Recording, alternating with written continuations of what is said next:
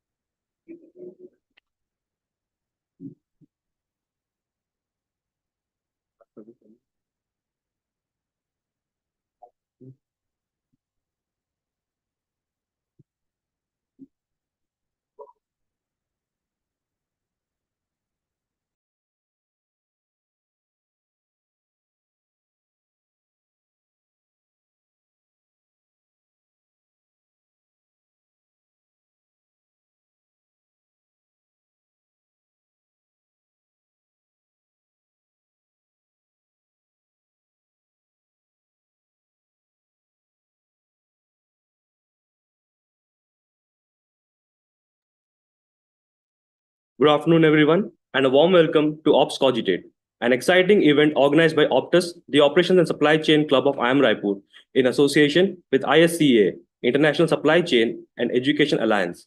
Ops COGITATE is a national level quiz and case study competition, providing a platform where teams. Good afternoon, everyone, and a warm welcome to Ops COGITATE, an exciting event organized by Optus, the Operations and Supply Chain Club of IIM Raipur, in a Sorry for the inconvenience. So Ops COGITATE is a national level quiz competition providing a platform where teams showcase their analytical prowess, problem-solving skills in operations and supply chain management. It is a case study showdown for operations brain where participants put the strategic thinking and technical expertise to the rest. We have some incredible teams lined up today and we're eager to witness their insights and innovation. Before we begin, let me take a moment to introduce our esteemed panel of judges who bring a wealth of knowledge and experience to the table. Dr. Mohit Goswami. Dr. Mohit Goswami is an associate professor at IIM Raipur, specializing in operations and quantitative techniques with a PhD in industrial and system engineering from IIT Kharagpur, and extensive experience with industry giants like Caterpillar and Tata Motors. He's an expert in supply chain design, product development, and risk modeling. We are glad to have you here, sir, today. Next, we have Dr. Shushmita M. Nande. She is an assistant professor at MGS Garhwal College of Commerce, Pune, with over 24 years of industry and academic experience. She is a certified Six Sigma Black Belt and global mentor for ISCA India, with expertise in supply chain management, sustainability, and lean management. Ma'am, we're happy to have you with us. Pleasure. Thank you. Next, we have Dr. Sandeep Chatterjee. Dr. Chatterjee is CEO and chairman of ISCA India, a board member at IIM Kozhikode and global thought leader in supply chain and sustainability. With leadership roles in IBM Consulting, Deloitte, and KPMG, he brings invaluable expertise to today's event. We are happy to have you today with us, sir. Thank you. Thank you so much for having me. We would like to suggest a few we would like to have some introductions for our participants. A quick note. Each team will present their case study or solutions one by one, following a predetermined sequence. Once the team completes their presentation, they will stay for any questions from our judges. So the presentation will be for 10 minutes and Q&A will be followed by for 5 minutes. After this, they will exit the Zoom call and the next team will join as per the sequence. We have already given out the sequences to the participants as well as the judges. We request all the participants to be ready to join when the turn arrives. Now, is there any queries to the participants?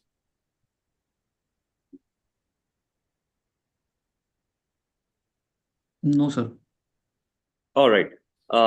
In that case, we would like to proceed with our first presentation. I request all the other participants to kindly leave this Zoom call, and only the team 1, Team Tash, will be joining the Zoom call so we can proceed with the presentations.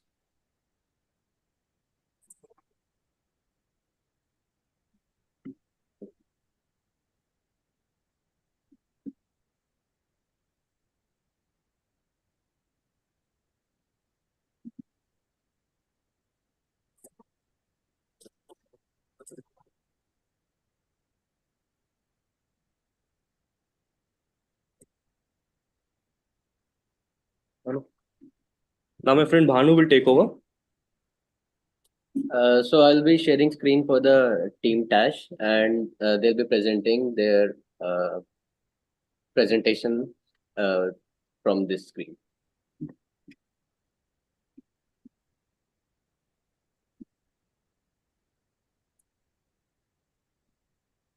Team Tash, you can take over. Yes. Can we begin? Your voice is a little low. Can you? Please go ahead. Please go ahead. Judges, we are Team Tash from IIM Amritsar, and today we'll be presenting our strategic roadmap for transforming Fresh Move Consumer Products Limited, FCPL, into a leader in sustainable supply chain practices. FCPL operates in a highly competitive market with products like fresh tea, fresh salt, and fresh coffee. The company faces critical challenges in embedding sustainability across its supply chain, particularly in tea sourcing, packaging waste, and carbon emissions. Our presentation will address these challenges, align with global sustainability regulations, and also ensure profitability. So moving on to the next slide.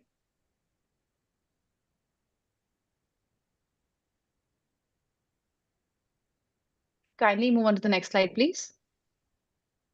Thank you. So let's start with ethical sourcing and global compliance, which directly addresses the very first question in the problem statement. How can FCPL ensure compliance with global trade regulations like the EU Green Deal and US SEC climate disclosure rules? As shown at the top left corner, FCPL ensures 90% of its tea from Rainforest Alliance certified farms, with a target of 100% by 2025. This ensures sustainable farming practices and aligns with global sustainability standards and enhancing FCPL's brand reputation among eco-conscious consumers. To ensure compliance with global trade regulations, we recommend the following strategies as outlined in the middle section. Firstly, for the EU Green Deal, FCPL should map supply chain to ensure traceability. It should also use blockchain for real-time tracking of raw materials and partner with certified suppliers to meet the EU standards. For US SE climate disclosure rules, FCPL must disclose carbon emissions and climate risks. Our strategy includes implementing carbon accounting tools to measure scope. Also, publish annual sustainability reports with transparent data. And lastly, setting science-based targets for 25% carbon reduction by 2030. Finally, the bottom section includes, we have benchmarked basically FCPL with our against competitors like Unilever, Nestle, and ITC. FCPL focus on 100% sustainable sourcing and blockchain transparency, position it as a leader in ethical sourcing, surpassing its competitors in traceability and compliance. Moving on, Shredder will take up our innovative biodegradable packaging approach. Can we move on to the next slide, please?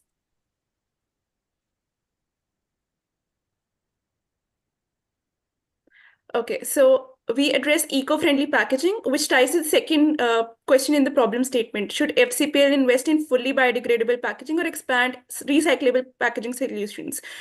So as shown, As we know that FCPL has reduced plastic packaging by 25% since 2020 and aims for 50% reduction by 2030, we propose investing in fully biodegradable packaging using materials like craft paper or recycled paper with paired with water-based coatings like PLA, polylactic acid, or starch-based coatings.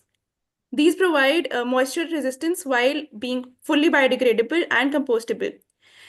Why this solution? It is cost effective. Paper is cheaper than fully biodegradable plastics, and water-based coatings are affordable. It is also scalable, as it can be easily integrated into the existing production lines with minimum investments, and it is eco-friendly, significantly reducing carbon emissions as compared to traditional plastic.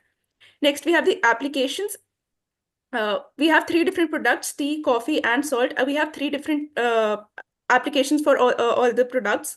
For tea, we use biodegradable paper tea bags with PLA coating, ensuring the tea bag dissolves completely into hot water, leaving no waste. Second, we have coffee. For coffee, we have paper pouches with starch-based coatings for freshness, keeping the coffee fresh while being compostable. And for salt, as we know, salt absorbs moisture, catches moisture easily. So we have paper sachets with PLA layer to prevent moisture absorption while making the packaging lightweight and easy to dispose of.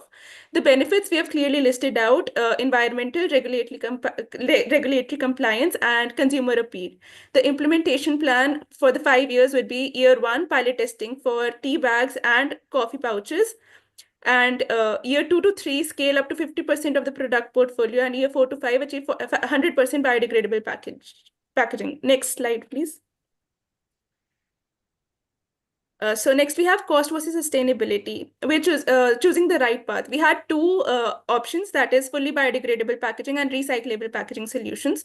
Out of the 2 options, the pros for the fully biodegradable packaging outweighs the pros for recyclable packaging solution, and hence we've chosen that path. For recommendations, we have also calculated the ROSI, that is return on sustainability investment, which will be discussed further by Ashwini in the next slides. And financial metrics, that is, we have high initial cost but significant long-term savings from reduced environmental liabilities and enhanced brand value. Next, Tushya would continue with the next slide. So we have laid out a 6-step supply chain map, which critically analyzes all our options and help us moving forward. So firstly, we have assessing the current emission challenges. The very first step, obviously, in any investment strategy would be addressing the challenges that we have at hand. So FCPL should prioritize logistic optimization while gradually scaling its operations towards renewable energy. Next, we have exploring key sustainability levers. So we have 2 levers at hand. Firstly, we have renewable energy, and next we have logistics optimization with EV fleet. So both of these have an initial cost at hand, which is stated, but overall, if we see, they have a long-term benefit which farly outweighs their cost at hand. Next, we have smart energy logistic integration. So next, and we also have the digital carbon footprint monitoring. So we aim to go 0 carbon emissions by 2040, and this step is critical when it comes at play because monitoring the carbon emissions is a very crucial step at hand. Then we have financial and regulatory risk management. So we have an investment of total 470 crores. We had a budget of 500, but we chose to save 30 crores at the very initial stage. Investing those 470 crores with the following breakup. We will be investing in numerous aspects that will be explained in a bit. And lastly, we have an implementation roadmap. So we have divided our strategy into a 3-phase structure: a short-term, a mid-term, and a long-term strategy. And with the gradual expansion and the gradual phasing out of the renewable strategy, we'll be able to achieve all our standards and our regulatory benchmarks in the following years. So now Ashwini would like to clearly explain the cost breakup and the benefit analysis that we have at hand. So let us deep dive in the financial numbers. So there is a cost and there is a benefit, a savings. So there is a 6 type of cost we are going to invest in. First is the renewable energy. We are going to invest in 250 crores. EV fleeting and logistic part, we're going to invest in 100 crores. And EV charging ups 50 crores. AI carbon tracking 20 crores. Paper packaging and setup cost 10 crores. So in paper packaging cost, we are assumption that we are going to install 10 machines. It's going to cost 50 lakhs, and 50 that will the 5 crores. and 5 crores will the setup cost. And next is the smart water IoT technology. We are going to for the 50 crores. And in the saving part, there is a three type of saving we're going to save in the year wise, like renewable energy. We are going to save with the 50 crores annually. Logistic part, we are going to save 20 crores annually. Water saving, we are going to 10 crores annually. In the renewable growth part, there is we are assumed that company revenue is 1,000 crores, and we are just adding per year 1% eco-conscious consumer. So in the revenue growth, there will be 10 crore of each year from the eco-conscious consumers. And third is the regulatory saving. In the regulatory saving, the part is it will be the avoiding fine and uninterrupted export that will be going to save 5 crores each. So in first year, our investment will be 470 crores, and net benefit will be 105 crores. So in first year, we are going to lose basically 365 crores, and after second to 10 year, we are going to save 105 crores each year. So our total sustainability benefit will be 105 crores, and cost will be 470 crores. So ROSI will be approximate to 20% in the whole 10 year. Next, Tusya will be take over. So, sir, we made an Excel which justifies all our numbers at hand. So, if being permitted, we can share it later, or we can even share the Excel right now.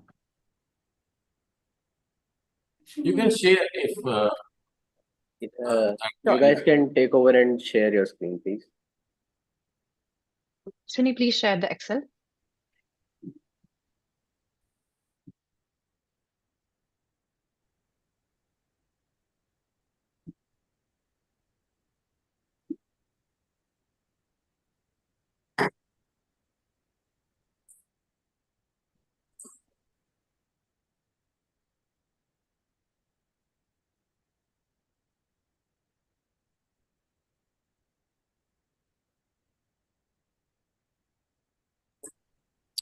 so if they're trouble sharing the Excel, what you can do is that that step 600 crore, 250 crore, 50 crore.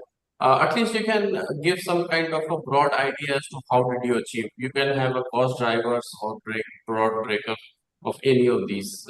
Yeah, I think it is coming up already. Yes, sir, we'll be able to share it. Just give us a Okay, minute. okay.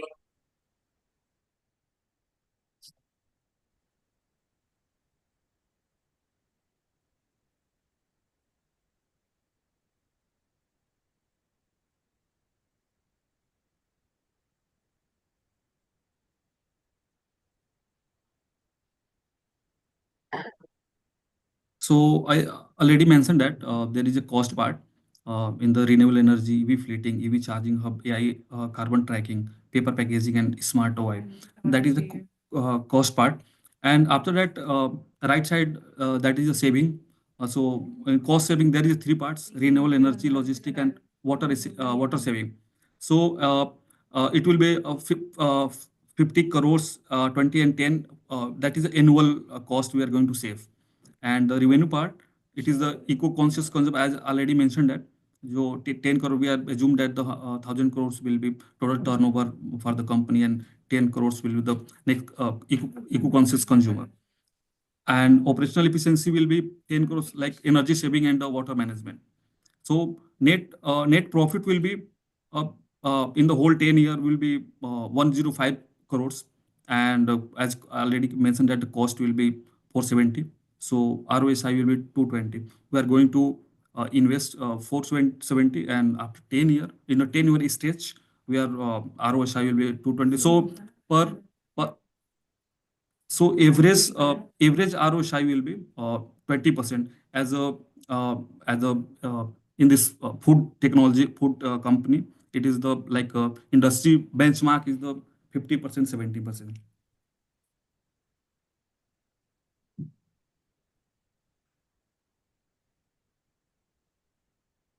We just have our last slide. Should we continue presenting, or are you presenting the PPT? Yeah, Team Tash, please continue, but you are out of time, so wrap up as soon as possible. Yes, just Right.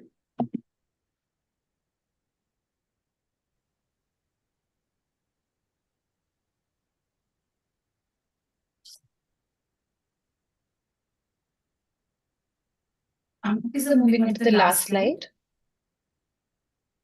Finally, we are addressing the enhancing water conservation and ESG metrics, which ties to the fourth question to the problem statement. How can FCPL improve ESG performance metrics to attract global impact investors? As shown in the top section, FCPL has rainwater harvesting of 80% of its plantations, reducing groundwater dependency to by 15%. Our strategic recommendations, as outlined in the middle section, include smart water management system. Install IoT-based systems to monitor and optimize water usage, reducing water usage by 330%, which is about 200 million liters per year. Also enhancing ESG reportings, which is adopt a global standards like GRI and SASEB to improve ESG disclosures. And lastly, we have financial incentives, leverage government subsidies and schemes to water sustainability projects with a potential subsidy of up to 75 crores annually. The benefits are very clear to us and laid out simply. We have three benefits at hand, which are environmental, financial, and investor appeal. While saving water, we can save up to 30% water reduction, which is 200 million meters per liter. It has a cost saving of 10 crores annually. And lastly, investor appeal.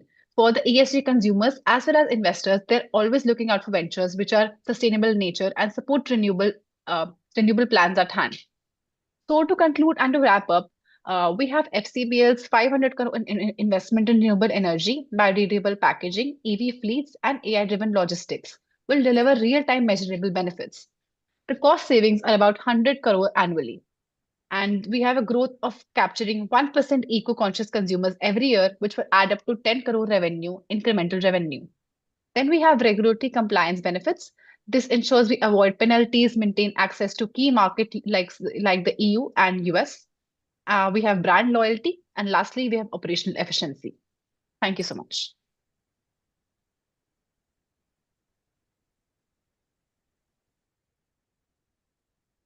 Thank you, Team Tash, for your insightful presentation. Judges, if you have any questions, please go ahead.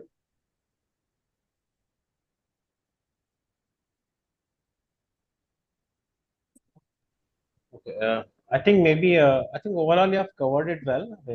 I had just one question. How did you arrive at the investment needed and the savings? Because those are all ballpark figures.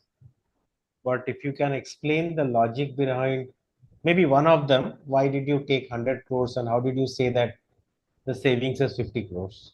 I just wanted to understand that.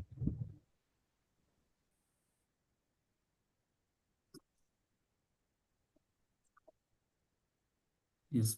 So, sir, we have already mentioned that we have data with the competitor, three competitor, HUL and we have HUL go with the many products. So we are basically we have to go in the only three products category like tea, coffee, and salt.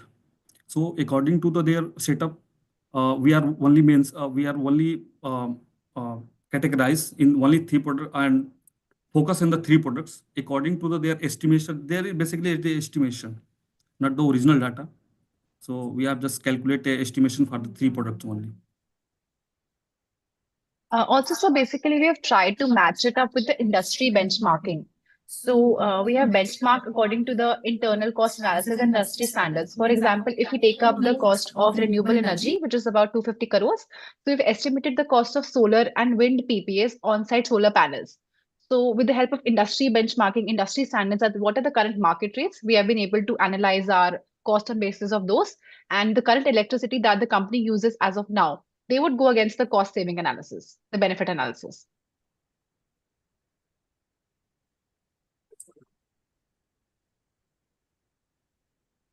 Yeah, that's fine. I think the further. Yeah, actually, I had similar remarks along your financial modeling part. So the modeling that you have done, I believe it is conservative in nature. Would you say Yes, that sir. many the costs are kind of inflated in the revenue structure that we are looking? Because why I'm saying so, because from the second year onwards itself, you are showing profitability. That indicates fairly high IRR possibly. So basically, why we have this model at hand, firstly, we had a budget constraint of we had to manage everything under that expense. But even except that, I feel that we were quite leveraged when we had expanding in hand. Also, sir, FCPL is not a company which has just emerged into a market. It is already a market leader. It has one of the three major products. What it is planning to do as of now is inculcating renewable energy as part of its project. So if we take upon any new venture in the very first year, we did show a loss of 365. But as it is already an established market, an established product, that why from the second year onwards, it has certain consumers, a consumer base which is already strong to gain profits from the second year onwards. And also, we included our points of like eco-friendly consumers and investors. So if they see any sort of this venture comes up, they would also like to invest more in that project. And consumers are become eco-friendly day by day. They are looking for ventures where they can also support the environment. So due to those benefits, the second year onwards, we would be able to show a profit at hand. Fair enough, fair enough. All right, good job, guys. That's it from my side.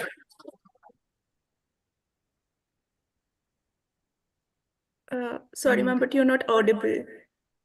Not audible? Hello? No. 1 second. Now you're audible. Okay. I'm audible, right? Yes, Okay. ma'am. Yes. So, what kind of risks do you oversee in this implementation that you have shown here?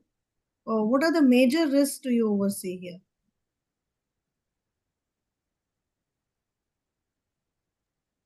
So, ma'am, I'll already mention that we are just estimating the next 10 year with just a estimation. So actual thing like a COVID has happened and other, we are not going to inculcate those idea about, well, we are just seeing that industry system will be same as like today is happened because when there will be many risks, there will be COC like cost of capital will be very high.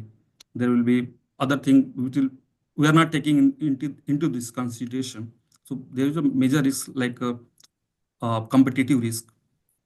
More company will be similar thought will be come and or profit will be going to less with the time. So not considering that point. Ma'am, we've mentioned in our presentation that our project has a high upfront cost, which is also a major reason for it loss in the very first phase. So even if we like inculcate any new project, risks are always bound to happen with it. So firstly, like our high upfront cost. Also, we've integrated like AI technology and IoT based systems, which basically include the technological challenges that we always have had. And also one more risk that I can think of is like the consumer behavior. We have included the biodegradable sustainable practice at hand, but educate consumers towards that to help them to understand, like to make them understand how they need to use those products, how they need to dispose of those products is always a bit of a challenge, which would need to be solved with the help of probably good marketing or advertising. Okay. Yes, I'm done. Sorry, ma'am, you're not audible.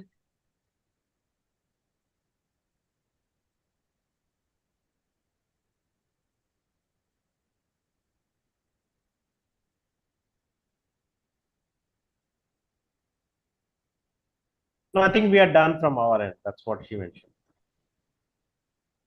You panel, thank you for your time. Thank you. We would Thank you. appreciate the opportunity a lot. Thank you, Satyan. Thanks. Thank you, judges. Thank you, Team Tash, for your insightful presentation. And we now request you to leave the Zoom call and wait for further instructions. Next, we have Team Iridescent. They'll be joining shortly.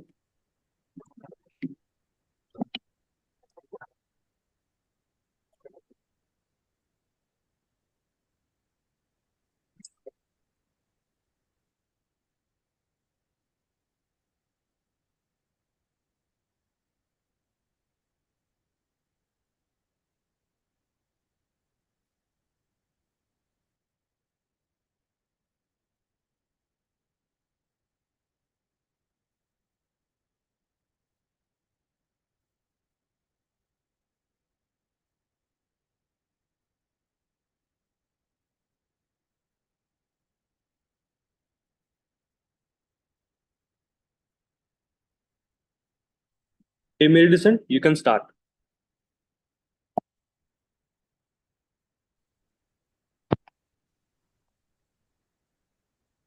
Good afternoon, everyone. My name is Swati Mishra. Today, Team Iridescent is going to present you the Ops COGITATE case study. Next slide.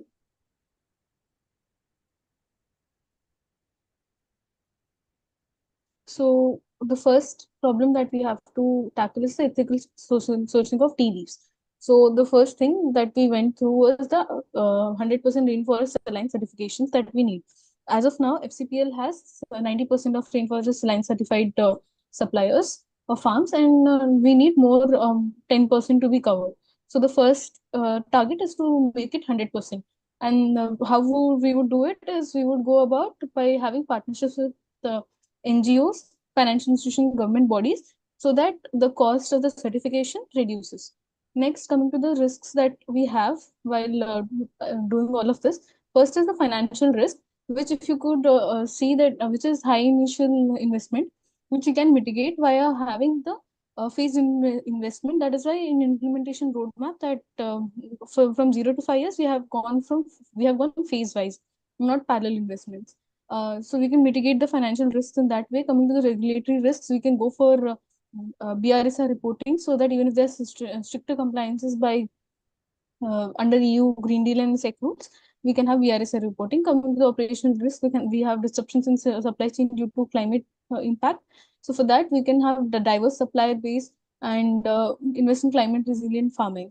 Then reputational risks, failure and ethical sourcing claims may lead to backlash. So for that, we can use transparent reporting of our sourcing of ethical tea leaves. Then we have competitive risk like Unilever, ITC, and NSK. For that, we are having all differentiation through multi-certification like Rainforest Alliance and Fair Trade. Again, after implementation of Rainforest Alliance, we can go forward in future with the Fair Trade as well. Now, coming to the implementation roadmap, first would be getting for in the from 2022 to 2023, we can have KPI. We have identified few KPIs. Like my first KPI would be 50% of uncertified suppliers will begin with the transition of them. And then for the next phase, 2023 to 2024, it would be 75% of them getting certified, and then 100%, and then we'll make sure that we're getting growth, at least 10% of growth from these ethical tea segment. And here is a table which briefly shows the competitor analysis or the industrial benchmarking of FCPL. Now the next slide will be taken by my teammates.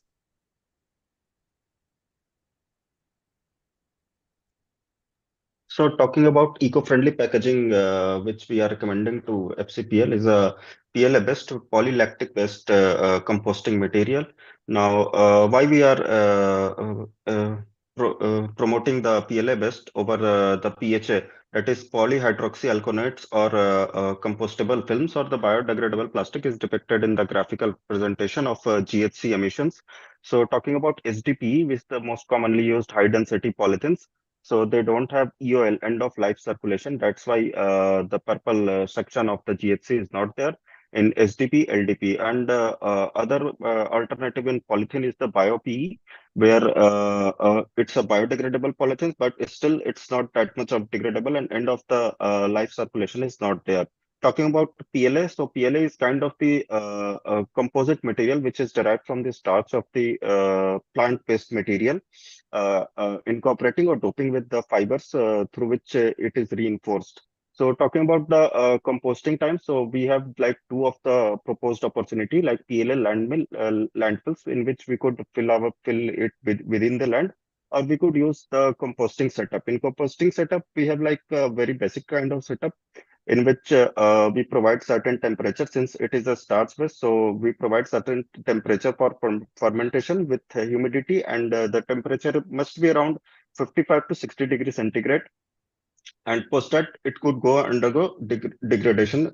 Almost it is 100% achievable, but still we are expecting it to be 60% biodegradable as of now, since composting will be set up and over a period of time, it will be achieved by 100%. So what are the risk assessment that we have encountered? So in operational risk, since it is starch-based material, so we have to be cautious about the temperature since it is a starch based and the glass transition temperature of the starch based material is 60 to 65 degrees centigrade. Once it is achieved, then it will soften and the whole material costing will go down, or it won't achieve that kind of strength. Other thing is that operating in humid temperature, then it would go under complete hydrolysis and it could complete breakdown. So that's the operational risk we are talking about, which will incorporate higher logistic cost or the storage cost.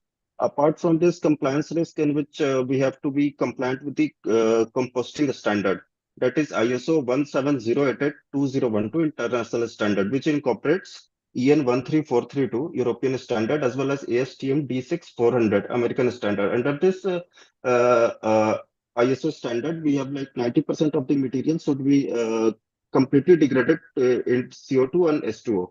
And disintegration size should not exceed 2 mm. So that's the compliance risk is on offer, and mitigating this, we have to be within their standards only. Reputational risk is like once we are incorporating or doping with another kind of the fabrics or the synthetic materials, so it couldn't go complete disintegration. So that's the reputational risk on offer. So talking about the cost breakdown, so initial investment we are taking as 500 crores. Material cost will be for per kg will be 150 kgs, and composting setup will be kind of lighter 20 crores. Apart from this, revenue impacts we are talking about is 50 crores over 5 to 10% of the price increase and cost saving of 150 crores.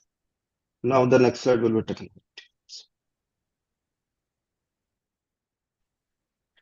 So good afternoon, judges. So in this slide, we are going to talk about the carbon footprint reduction and then the energy optimization, which FCPL should follow. That is initially, so already they have covered the 18% in the last 5 years, 18% reduction in the 5 years, and they have a plan of going net zero by 2040. So our team believes that these strategies should be in place so that they do achieve the desired goal of being net zero. That is, firstly, we have to identify the scope 1, scope 2, and scope 3 emissions. So, scope 1 is definitely it comes from the manufacturing facilities, the company vehicles, and any other direct operations. And the mitigation strategy which we are proposing is that further investment in a renewable energy and also the EV adoption fleet. And there are a few others which we would be deep diving into. Then coming to scope 2, it is again coming from the generation of electricity, the steam heating, and the other cooling apparatus which they might be having at their facilities, and then the scope 3 which comes at the vendor end, and the other emissions which are not directly which doesn't come directly under their operations.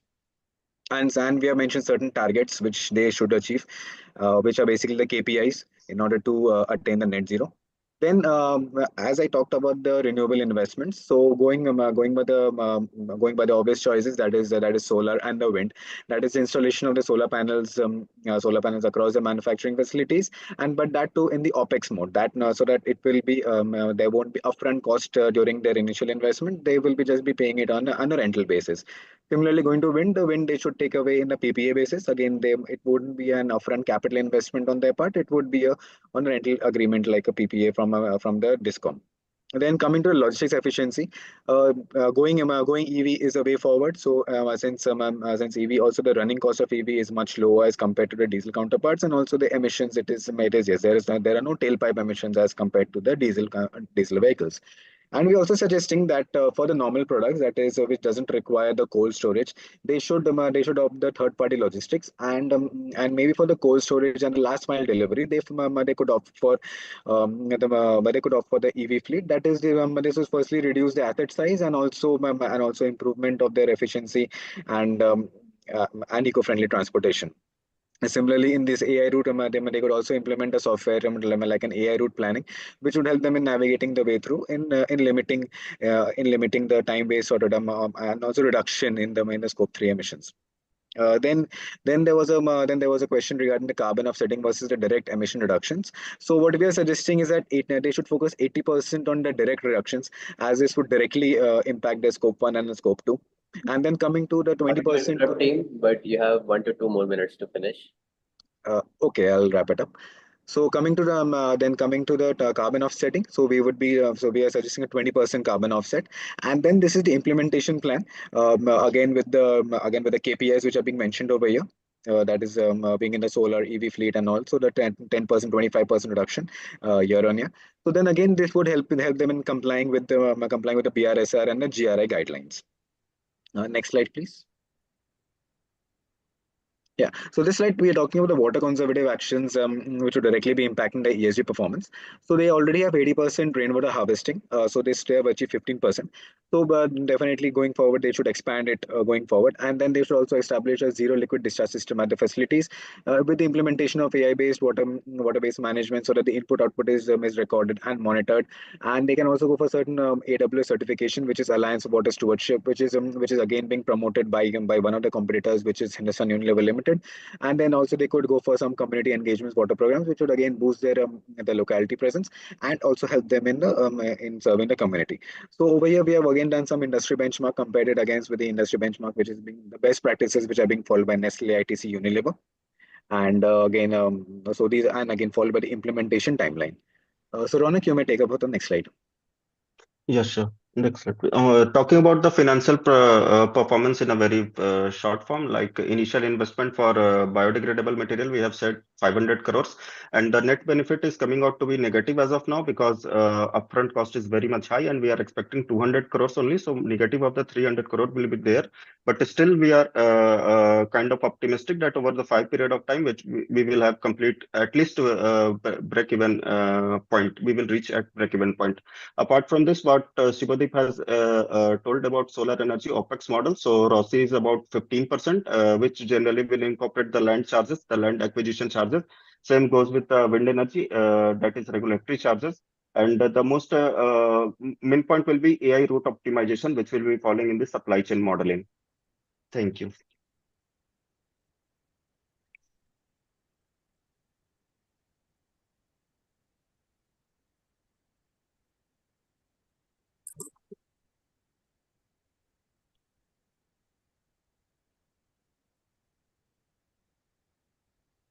Thank you, Team Iridescent, for that engaging presentation. Judges, if you have any questions, please go ahead. Again, I reiterate, you have taken some 500 crores investments, benefits 50 crores. You also have taken a view around year 1, year 2, year 3. How did you arrive at that? Is that just not what your gut feeling or something like that? What is the basis? If you can explain one of them, that will be helpful. So, sir, basis we have taken from some of their competitors of Unilever and ITC. They have incorporated PLA based, especially Unilever, which is promoting PLA kind of their R&D is working, and they have a complete roadmap of implementation of PLA kind of material. But still, they are not with the composting setup. They don't have ideas or the initiation, whatever documentation we got, that they are planning for only the same kind of material, but composting setup is not there. And seeing their investment, we took around the average, and we got 500 crore as initial investment, sir. Kind of guesstimate also, sir. No, but the fact is, you are looking at a competitor and trying to arrive at your own thing. This may not be a very Sir. good thing, because ideally, Yes. As a company, you should know how much you can digest. So maybe Yes. 500 crores may not be enough, maybe too much for you. And where will the money come from? It's very easy to say that. Yeah, sir. That's the thing. But sir, then again, sorry to intervene, but so then there are some green bonds, and there are certain investors who generally look up to companies who have these initiatives. Like there is this the Dow Jones Sustainability Index. So investors do pump in money from these perspectives also, if you have a good ESG score. But with what Mr. Donald Trump is doing, do you think they will still buy it? That's what I'm just asking. So this is a very subjective to the It's not subjective. There's a geopolitical tension. It's very critical. You have to take yes, sir. take Yes, into sir. account that. Yes, again, like the Biden government was very much pro climate. So, but Donald Trump is again he's Suppose saying, you will face this situation in and out. The political climate changes. So should you not take into account the geopolitical tensions before you make these estimates? That's what my point is. But that's fine. Anyway, I think I'm fine. Okay, sir.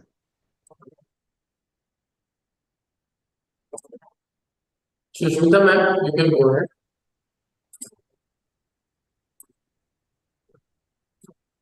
Have you checked with the feasibility of PLA in the sense of the chemical? I mean, I think the lactic acid it must be more hydrophilic. Like what Sir said just now about Donald Trump, that the straw, or rather, people, it may not be good for things which are in the moisture zone, or is there any drawback of this Yeah, yeah, particular yeah. I technique? have mentioned, ma'am, in operational risk that we have to Mm-hmm. control the humidity, ma'am. Once it reaches at the high hydrolysis point, then it will complete undergo disintegration, ma'am, because it is a carbohydrate-based starch product. Right. Yeah, ma'am. I mentioned it.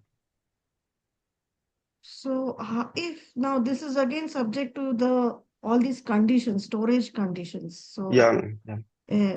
okay, at the manufacturer level, you can do this, but how do you ensure these things at the other stages of the supply chain?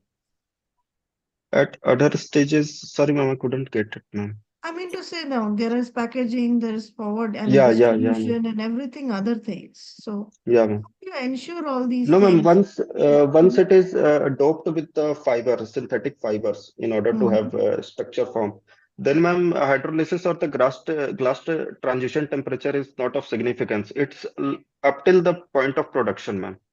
These two Okay. parameters which we have to take care about. Okay. Yes. Okay. Yeah. Okay. Yeah. Uh, so a couple of quick questions from my side. More of a query or remark, you can say. When you're talking about some of the risk mitigation mechanisms, for example, in operational risk, you talked about climate resilient farming. We are looking at a period of 3 to 4 years, but more often than not, these kind of farmings that we often talk about, they have a fairly long gestation period, number one. Number two, some of the objectives that you have postulated here seem to be ambitious. Would you agree? So, for example, in a 3 to 4 year period, you are saying that 25% of the energy would be coming in from the RE sources, the renewable energy sources. And again, on the financial risk side, also you're saying that we are going to secure green loans and whatnot. So, how do you respond to some of these ambitious dimensions that you have ventured upon?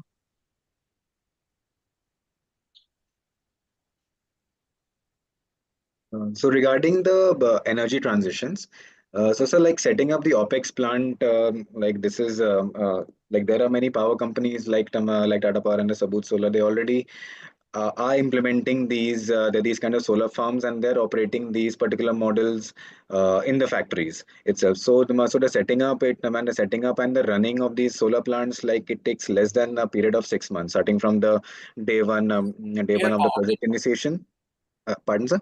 they are power company. It's their core business. Yes, sir. So they basically they will set up the solar farm, and then they will also maintain it. So that is the only initial period. So this one, like, it takes around 6 to 8 months in the commissioning of it. So a certain portion of it can be commissioned, and then on a year-on-year basis, the remaining portions, the commissioning, so that can be taken care from the solar point of view. Then from the wind point of view, we have mentioned the power PPAs. So they are not there. Then again, there are certain distributors who generally they distribute they generate electricity through wind, and then they distribute. So if at all the manufacturing plant is in a particular location where that discom is available, so again they can tap into that energy. So this was on the energy front. And regarding the harvestation front, Swati, can you take it up? Yes, sir. You have asked about the climate resilient farming, right? So could you repeat the question, please? Yeah, so from one of the operational risk perspective, you talked about mitigation mechanism of operational risk being, how you can possibly go ahead with a climate resilient farming and whatnot. They typically have a fairly long gestation periods. Yeah, till the point that till the point it kind of reaches a critical mass, you do not start to get the benefits associated with it. So the period the period of implementation that we are looking at is around 3 to 4 years. That is what I understood. But the mechanism that you are talking about as far as risk management is concerned, they are fairly longer, probably more than beyond 3 years or so.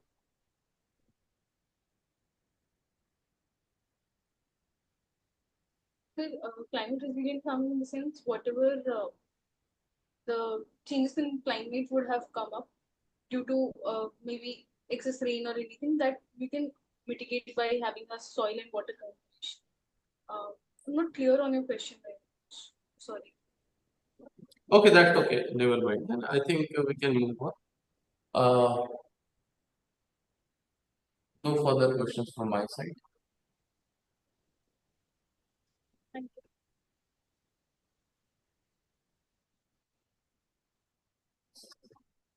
you. Thank you, team Iridescent. We now request you to leave the Zoom call and await for any further instructions. Thank you. Thank you. Thank you.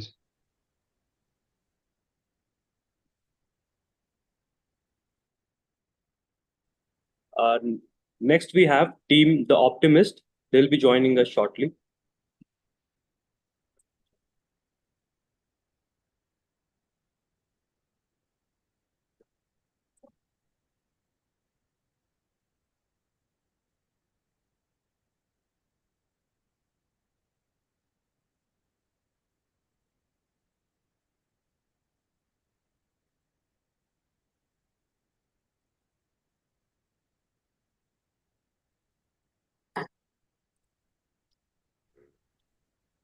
Hello team, we'll be sharing the slides on your behalf, and when you need the slide change, you can ping to us. So you can start now.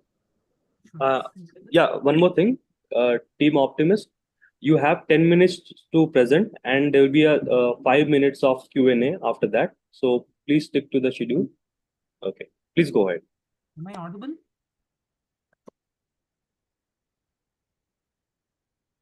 Hello, am I audible? Yes, team Optimist, you're audible. Okay. Good afternoon to the judges. This is Harishankar. I'm here on behalf of Team Optimist, trying to explain my case today and our approach on how we wanted to, strengthen FCPL's sustainability strategy. So most of the, we'll go to the first slide, please. The next slide. Yeah, most of the organizations view sustainability as a compliance requirement, and it is seen like a regulatory checklist. So for some of the companies, it is an expensive commitment, but we have tried to formulate the strategy here in such a way that it becomes a competitive advantage to unlock financial value also. Now, in terms of the challenges for FCPL, there are regulatory pressures. The EU Green Deal and SEC climate disclosure rules are redefining the global compliance. And if they do not act today, then there will be future market restriction and regulatory penalties. In terms of competitive pressure, the competitors like Unilever are already using 100% traceable tea. Nestle and ITC are investing aggressively in sustainable packaging. Now, in terms of the consumer and retailer expectation, 73% of consumers are preferring sustainable products. And for example, Amazon's climate pledge, which prioritizes ESG compliant products. Now, this creates a misalignment or a risk for the market loss for FCPL. Now, we see that there could be an investment dilemma because how to invest in sustainability without impacting the profitability of the company. The three dilemmas that I think FCPL will have is one, should I move from 90% to 100% Rainforest Alliance certified through supply chain investment? The second is, can we invest the 500 crores in the biodegradable packaging or expand recyclable solution at lower cost? The third is, should we invest directly in the renewable and EV fleet or should we use AI-driven logistics efficiency? Now, keeping these questions in mind, what we have built is a hybrid strategy. It will combine both cost efficiency and long-term ESG leadership. So we have broken down our strategy into three phases. The first one, there is immediate cost efficiency and compliance. For example, first you start with the AI-driven logistics optimization. It reduces the cost by 36 crores annually. Then we will also try and incorporate blockchain-based traceability. Here there will be full sourcing compliance. We will then expand the recycle packaging, which is currently being employed. This will reduce the plastic waste and will reduce the capex. The second phase, we will scale the impact and we will have renewable energy transition. In the second phase, we will move towards EV adoption, 40% EV adoption. There will be solar and wind energy investment, which will have significant energy savings. And then now in the second phase, we will introduce the biodegradable packaging. In phase 3, what we want to do is a circular packaging ecosystem where the company promises that there will be no virgin plastic usage by 2030. There is also a net zero logistics operation because now we move towards full electrification. And then we also push for a carbon neutrality where FCPL can stand as the industry leader. We'll move to the next slide, please. Now we have done certain financial analysis. Of course, we have made assumptions, and basis these assumptions and the calculations we make, we see that the hybrid strategy that we propose is financially viable for FCPL. First, we see that Unilever sustainable living brands were growing 69% faster compared to their traditional portfolio. And we project that sustainable product sales will grow at 7% CAGR, outperforming the traditional FMCG growth, which is at 3%. Based on the calculations, we see that the AI-powered logistics and EV fleet investment will reduce the cost by 655 crores over the next 5 years. The renewable energy investment will cut the annual cost by 40 crores after year 4. The EVA analysis, which we have done, shows that there is positive value after the year 3 onwards. We are also seeing that the competitors like Nestle, which shifted to bioplastics from sugarcane waste, have reduced their cost by 15%. There is also a solution by Tetra Pak, which is a paper-based solution, which has lower life cycle cost. We will move to the next slide. So we have also tried to map the key risks that the company could face. One is the regulatory uncertainty, because to keep that in track, we are ensuring that there is a AI-powered ESG reporting to ensure the compliance are met before deadlines. The next is there is a high capex burden. So we are focusing on attracting sustainability-linked bonds and green financing, but this will happen only after year 2 or year 3 when they have met certain goals. In terms of the consumer reluctance to pay for the premium because of sustainability, we can partner with the retail and have product incentives to ensure there is market adoption. Now, to do a competitive benchmarking, what we have tried and seen is we are keeping certain goals in mind for FCPL. One is net zero commitment by 2040. This will be ahead of Nestle's 2050 target. We are having the blockchain traceability where the ESG compliance is stronger compared to ITC's manual certification. The hybrid packaging strategy ensures that there is cost flexibility also, because Unilever has a very rigid policy of only biodegradable approach. It will hurt the financials of the company. Now, what we also did is just we have made an we have made the assumption on the stress analysis where we look at what will be the ideal mix in case of growth, and we see that if it is going to be a high investment model initially, then the debt to equity ratio is higher, which means there is going to be a cash flow deficit, and hence there will be more need for funding. Either they have to reinvest their profit or go out for more money. So keeping this in mind, we still feel that the hybrid strategy that we propose makes financial sense for the company. Thank you.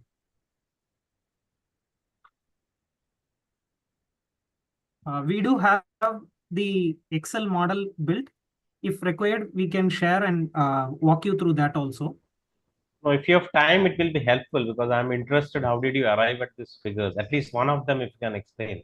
Yeah, sure. Just a minute. Please allow me to share my screen. Yeah. I think you have the permission. Please share your screen. Oh, just a minute.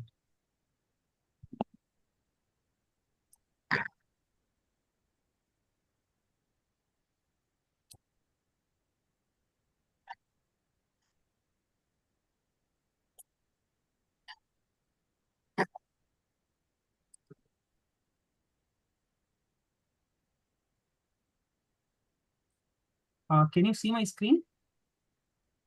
Yeah. Yes. So we have just a minute. Yeah, we have taken the assumptions based on either the competitor data that is available or the a certain like research paper where they have done the sustainability based cost benefit analysis for products which are very similar in the FCPL's category. Now, based on that, for every case, like we made three cases where there is a pessimistic, conservative, and optimistic case. Similarly, for the profit projection, and we have taken certain capex breakdown. And since you had asked specifically for an example in case of one initiative, so I will go through the AI-based logistics and EV fleet. In this case, what we have done is, so there is an initial cost that we have assumed. Just a minute.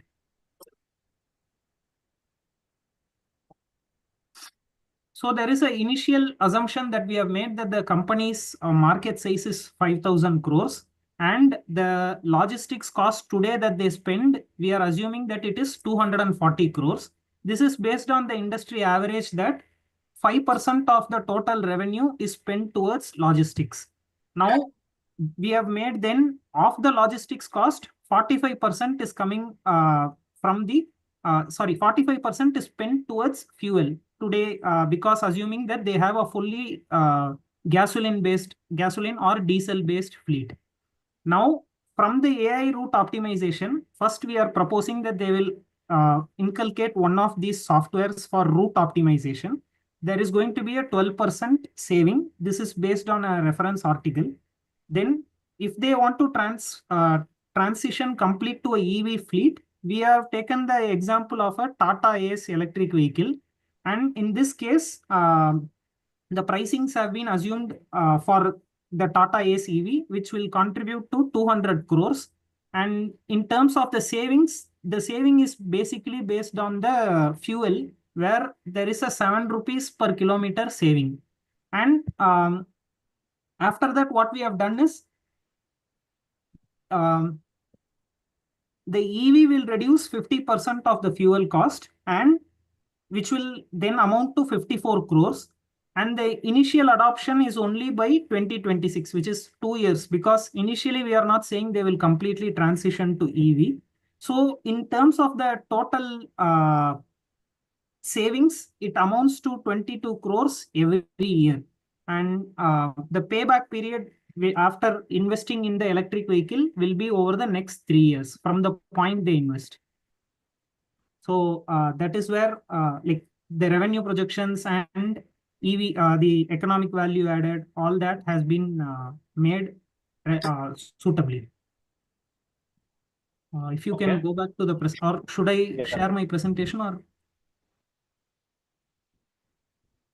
Not sure how much time you have. Actually, we are out of time for the presentation. Then let's be very fair. Okay. Okay. Maybe I had just one question. See, you have made an investment and you are saying the potential benefits are so many crores. Yeah. So how do you arrive at a potential benefit? Like for a consumer or for a shareholder, this is all investment. So how do you calculate your benefits? How do you say it's 50 crore savings? Yeah. So I just walked you through one example. Basically, for the EV fleet, what I did is I assumed that they are going to buy Tata Ace electric vehicle. For that, I allocated 200 crores.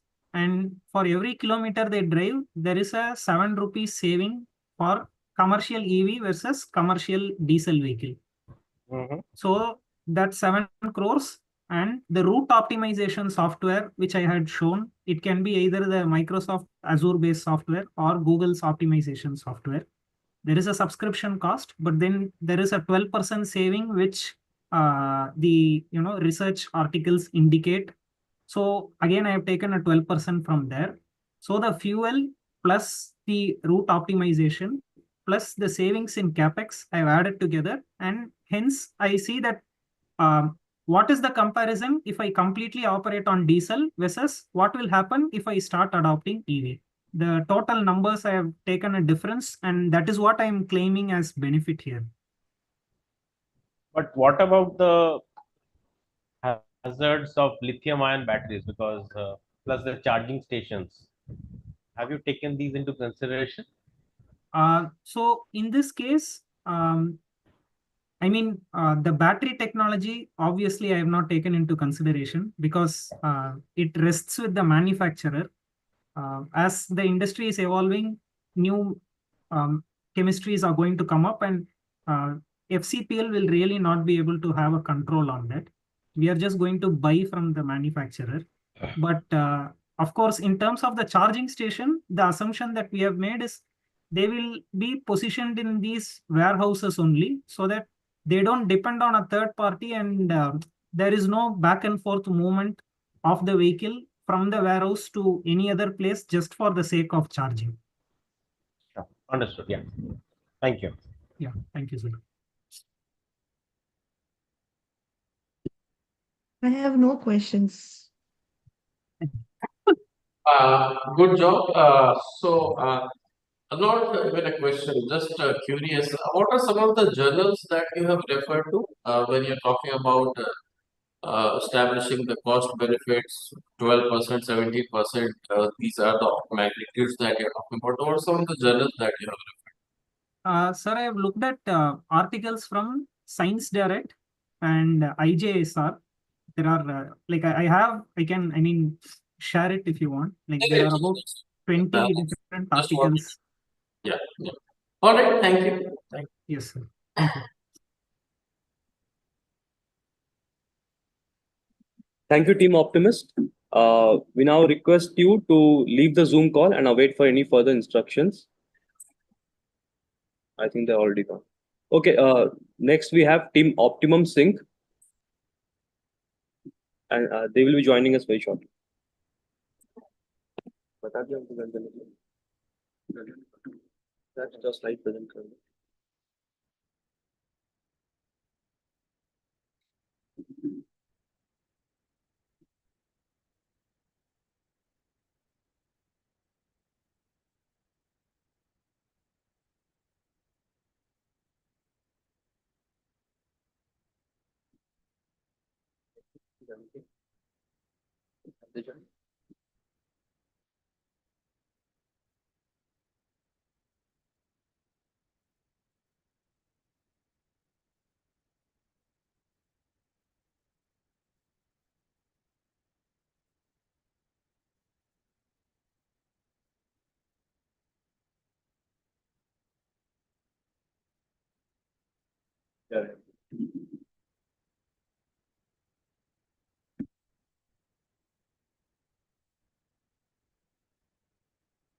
Team Optimum Sync, hello, can you hear us?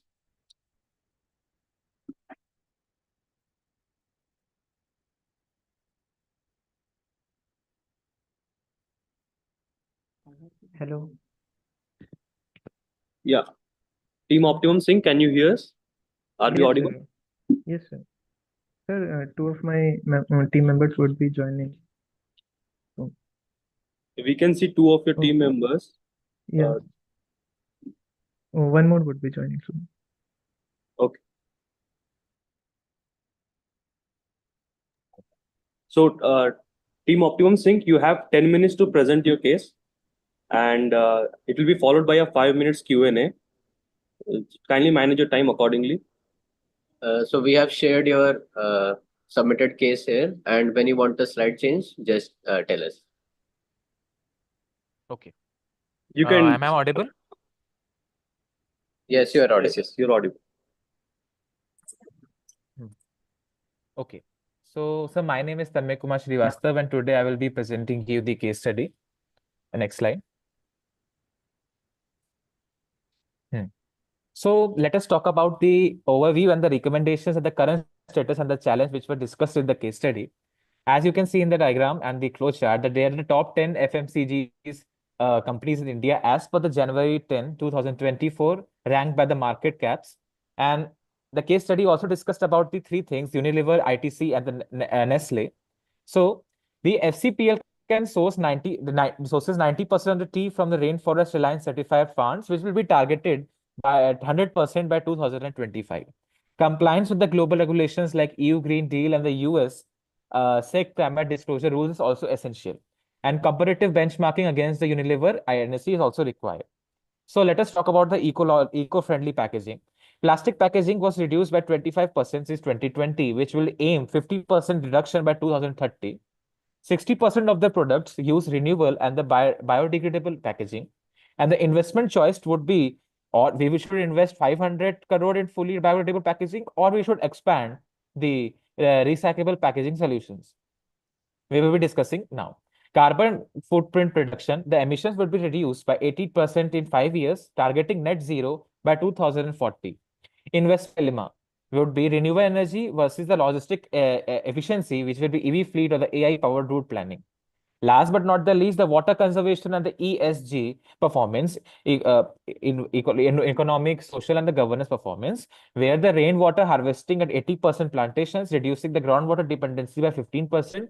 We need to improve the ESG metrics to attract and impact the investors, and the financial incentives for the water sustainability project exist. We will be focusing on the sustainability, which will be across the supply chain, particularly desourcing, packaging waste, and carbon emissions. Now, Anand will be talking about the strategic recommendations. Over to Anand. Yes. So, in order to enhance FCPL's sustainability efforts, we recommend some strategic moves. So, we can gain the transparency and trust in our supply chain by implementing blockchain-based tracing system for the sourcing of tea. Then we can also partner with certification agencies like ISO and Fairtrade International with periodic audits to maintain the highest standards. Then we can develop and implement climate disclosure reports as per SEC and EU regulations for gaining the trust of investors. Then we can establish an internal sustainability task force for helping in the continuous real-time tracking for regulation checking. And then we can also learn from Unilever and Nestle's approach on regenerative agriculture to improve our practices. Also, we can focus on public-private partnership for leveraging strengths of both, just like ITC. Also, there are two options for investment. One is investing 500 crore in biodegradable packaging. The other is expanding our recyclable packaging solution. So investing 500 crore in biodegradable packaging has a long-term sustainability effect, but there is high capex, that is capital expenditure, which might increase the product prices. So, and other than that, expanding our recyclable packaging can have lower investment and slow transition, but it is less environmentally aggressive and it would have a different impact. So what we do, we go for hybrid approach with a phased wise investment. We invest 200 crores in biodegradable packaging first, while we can shift gradually to recyclable solutions in order to balance the cost and impact. And we can take inspiration from Unilever's regenerative agriculture, Nestle's carbon neutral farms, and ITC P2P partnership. More to add to this, we can invest 200 crore immediately in the recyclable solutions for the quick wins and the high ROI. And then we have the phase-wise investment. We can invest 300 crore in biodegradable packaging, which will meet the stricter regulations and reduce the financial risk while keeping the sustainability goal on track. Continue, Anand. Let's go to the next slide. So, for more sustainability efforts, we have some strategic recommendations. Like for short-term impact, we can optimize our logistics. Like we can invest 150 crores in AI-driven fleet management, which would reduce the fuel cost by 20% in 3 years. And we can also expand our EV fleet for local deliveries in order to cut the emissions by 10% each year.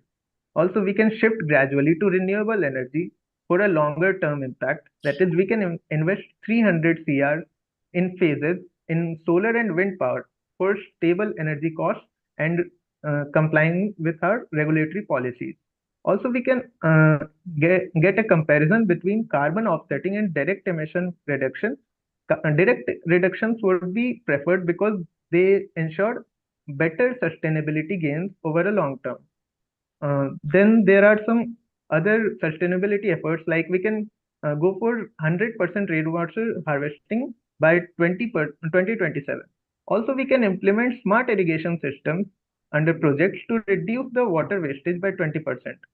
We can also use economic social governance metrics for gaining the trust of investors by following GRI and SASB standards.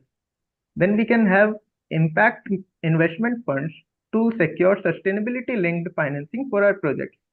Also, apart from these, we can access government and financial investing and incentives which are used for conservation efforts. Like we can use these funds for funding our water conservation projects, like the rainwater harvesting. And then there is the risk score. These are the areas which would be needing our attention. So there are 15% risk, high risk suppliers, and then followed by environmental standards compliance and social compliance monitoring, which would be needing our attention. Then there is the cost benefit trade-off. Like blockchain, how much is to be invested in each area for how many years and for how much ROI. So blockchain would need 100 CR over 3 to 5 years for 15% ROI. Then there is biodegradable with 200 CR over 5 to 7 years, and AI-driven logistic and fleet with 150 CR over 3 years. Then 300 CR for renewable energy for 7 to 10 years. Then there is 100 CR for water conservation efforts for 4 years for 18% ROI. Then there is financial analysis and risk assessment according to the radar plot. Then there is complying with the regulatory policies like EU and SEC rules. There is a high likelihood for these and high impact, but we have to solve these by investing in compliance audits and sustainability reporting. High cost of biodegradable packaging can be solved by phase-wise implementation and pricing strategies. Also, we can diversify our supplier base and maintain buffer stocks for supply chain disruption, like raw material shortages and geopolitical issues. Also, there is we can use strong branding and consumer education programs for consumer resistance to higher prices. Thank you. Next is Kirtira. Now we will be discussing about the financial projections, which were done according to the data of the ITC and the Unilever of the 21 data. Over to Kirtiraj, and please the next slide. So next, as we talk about what we can say, financial analysis and projections for the FCPL initiatives, and we will cover the financial impact of different packaging options, as well as the investment distribution and emission reduction strategies with the water conservation efforts. So beginning with the annual cost between the biodegradable and the recyclable packaging, our first financial analysis compares their cost, where biodegradable packaging requires a higher initial investment of 500 crore but becomes more cost effective over time, and as the cost decrease. On the other hand, we have recyclable packaging, which gives us a what you can say lower upfront investment initially, but and provide a what you can say much stable ROI, reaching to 10% by 2029, compared to the biodegradable packaging, which goes to 12%.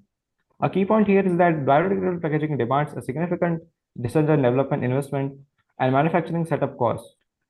We can consider this as with an example of an EV startup, which will be having a high production cost and higher what we can say research and development budget initially, but as the technology improves, the cost will cut and what we can say we will win profit.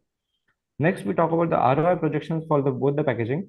So both biodegradable and recyclable packaging are expected to increase in profitability over the years Biodegradable packaging shows a steeper increase and surpasses the recyclable packaging in ROI around 2027 because uh, it will improve what we can say more steeper than the recyclable one, which this is the reason why it will surpass the recyclable ROI by 2027 as we project.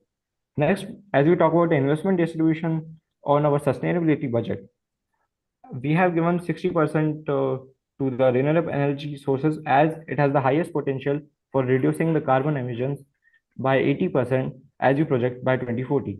Next, we can consider to 30% allocated to the logistic optimization such as the AI-based route planning or maybe EV fleet to deliver and what we can supply all the products required, which will also reduce the emissions by 45%.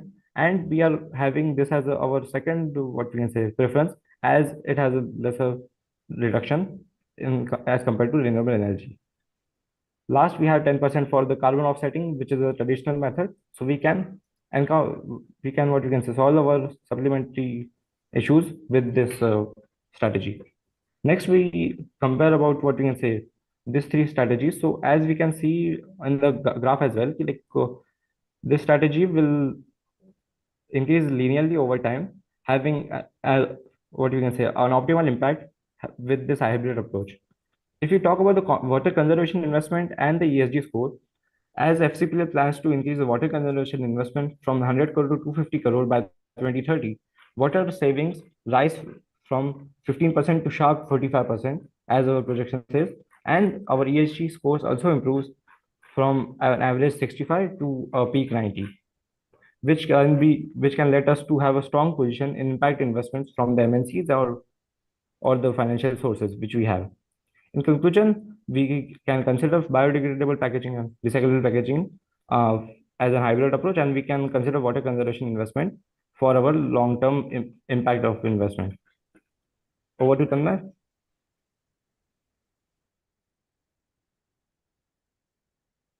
Please move to the next slide.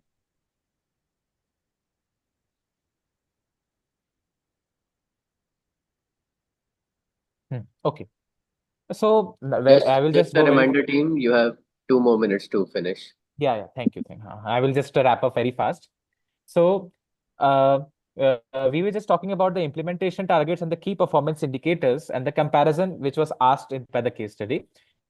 First of all, we will do a phase 1 foundation building with you can see the figures like 335 crore, 525 and 575 crore.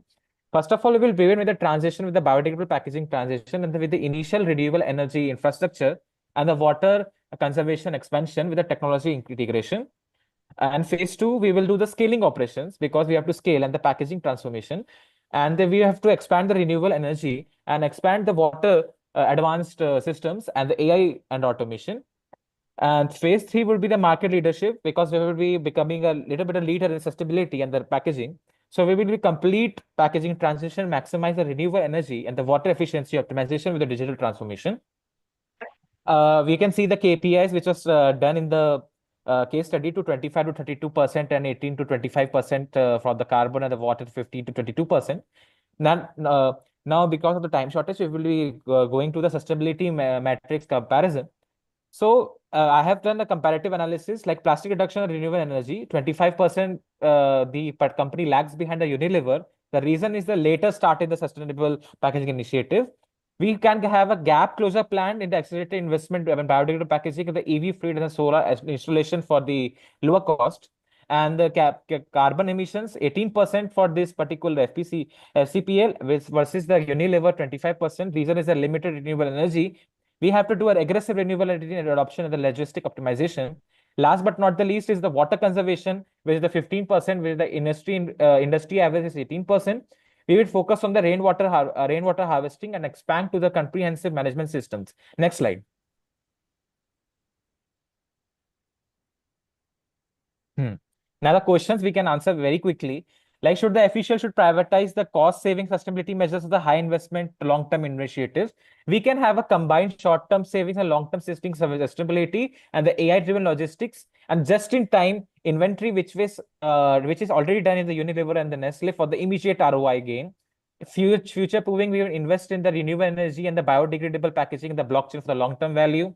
And should we align to the supply chain sustainability, we can meet the regulations with the 100% reinforced alliance, use the blockchain for traceability and publish annual ECG reports. We should also show the return on the sustainability investment ROSI to attract the impact investors. Now, we can also have a brand differentiation because we lead in the biodegradable packaging, the carbon neutral tea production, and we can expand and the source for the premium global retail partnership and partner with the retail chains like whole chains and the Carfire. And last but not the least is regulatory penalties. We can have to deal with the financial risk, and missing the 100% rainwater alliance by the 2025 may result in losing contracts with the global buyers. And we have to also deal with the consumer with the shift to the Unilever and the Nestle with the strong ECG commitments. And delayed sustainability is equal to increased taxes, energy, and the logistic cost. So the dependence of the fossil fuel may increase the cost as the carbon tax increases. We can also take an example of the Nestle IBM Food Trust blockchain system, which allows the customer to trace the origins, and the Unilever for the mixing of the recyclable and the biodegradable solution. Thank you. Thank you, sir. That was a well thought out presentation by Team Optimum Sync. Judges, if you have any questions, please go ahead. Okay, I know you have presented a lot of numbers. I don't know what's the basis for. I have a very simple question. Okay. I have a product whose manufacturing cost is 20 rupees. I'm selling it to the consumer at 30 rupees. If I do all this, what just a minute, sir. Can you repeat the question? Sorry. So I have a product. FCPL Yes, has sir. a product which costs me 20 rupees. Yes. And I'm selling at 30 rupees. So I make at a gross margin about 10 rupees per product, so, as an example. Now, suppose I do all this. What will be my cost? Because you have done the analysis, I'm just asking, what will be the cost of the product? And at what price should I sell it to the consumer? Okay. Like the gross margin is, sir, actually the selling price minus cost price divided by selling price into 100. The selling price is 30%, gross margin is 10%. So you're asking about the cost price. So my question is very simple. It costs me 20 rupees. That's it. I'm selling at 30 rupees. I'm making a gross profit margin of 10%. Rupees 10, not 10%. It's an absolute number. Okay. Okay. Now, if you have talked about so many initiatives, you will reduce plastic, you will go for an AI-driven EV. So what will the cost of this 20 rupees product be? And at what price should I be selling it to the consumer? Very simple.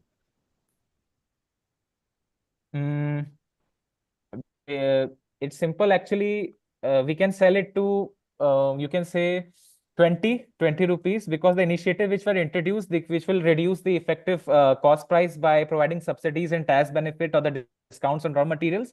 And if the government initiative reduce the cost by 2 rupees per unit, the new cost would be 18. And if the initiatives are in the form of energy savings from the renewable investments, sir, then the operational cost may decrease over time and the further improving margins. So see, you are making an investment, right? So ideally your cost should go up. It cannot be 20 rupees. Fine. It went up to say 24 rupees. Now, as a CEO of FCPL, should I sell it at 30 rupees or should I sell it at 34 rupees? Do I maintain the 10 rupees gross absolute margin, or should I forego some of the profits? What should I do? Yeah, so according to for the price, we can say we should consider on our percentage profit rather than the absolute amount, which we initially said it was a gross profit of 10 rupees, but we should consider about the percentages of according to the prices and not the absolute value as we okay, let's take a percentage. Should I increase my price? Should I keep it at 30 rupees or should I increase the price? Yes, sir. As what we can say, our cost has increased due to our what we can say innovation or our work or supply chain. So we should increase the price to maintain our what we can say. But as a consumer, will you pay 36 rupees now? Will you pay? If so, if a company is offering what we can say a better product, having there are a lot of companies. Actually, FCPL wants higher market volume and share, sir. so we can aims for the premium positioning and the higher profitability, we can shift to the 34, but with the stronger branding, no? See, these are all unfortunately that terms, because organic, it sells at so much premium. How many Okay. people buy organic? Tell me. It's a very small share. Then do you think you are already in a category where there's so much of competition? Each rupee matters. So do you Yes, think consumer will pay you more? Sir, but consumer also sees the particular, we can say the affordability, or you can say the quality of the product, and it depends actually. We can't target all the customers. Of course, the Unilever and Nestle is also targeting, but of course, the branding, or you can say the advertising also pays off sometimes. You think only advertising will pay? Not exactly, not advertising. It also depends on the you can say the searchability differentiation, and the you can say How will you the differentiate? quality. How will you differentiate? We just discuss about the recyclable and the biodegradable approach, na? No. I am a consumer. You have to tell me what is so unique about your product that I will willing to pay a premium for that. What is so unique which Unilever doesn't have, which ITC doesn't have, that I will pay 6 rupees extra? Mm, like it is means basically tech giants like Unilever and Nestle. We need a very competing strategy just beyond being green, which is say. And unique is like traceability of the ingredients, you can say packaging or the sourcing using blockchain, which we talk about. Again, why blockchain? Do you actually need blockchain? What will blockchain solve for me? Blockchain. What will it solve for me? Tell me. See, my humble suggestion is, while you have done a lot of research, but it has to be implementable. If you are making a recommendation to me, I should know what I should do. Getting your investment is 1,400 crores. Where will that money come from? Yes, sir. Just think about it. I'm not saying your solution is bad or something, but okay, when I'm trying to say theoretically everything looks fine, but when the rubber hits the road, these are practical challenges which come, and it's not easy to raise a price in FMCG sector.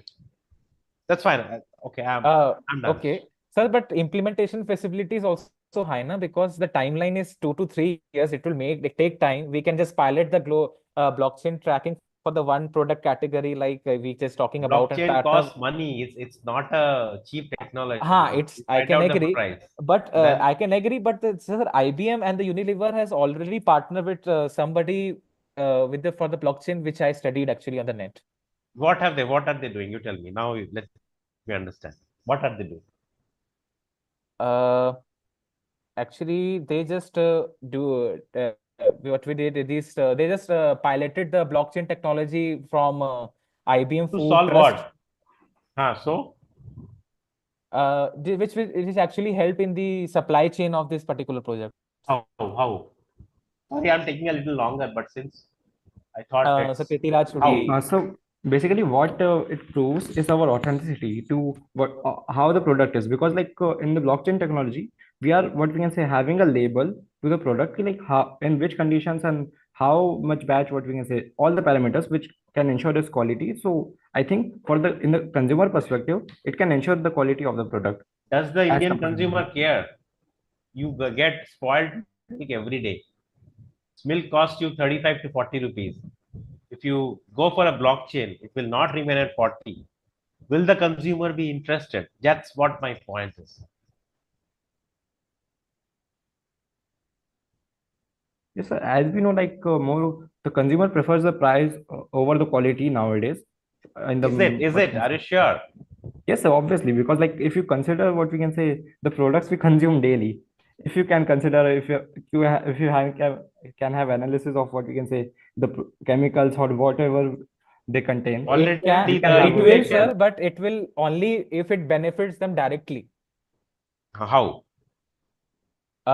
Like what the customers see, you're asking how the blockchain can make customers, or you can say how customers can care about See, the what you blockchain? do at your back end, it doesn't matter.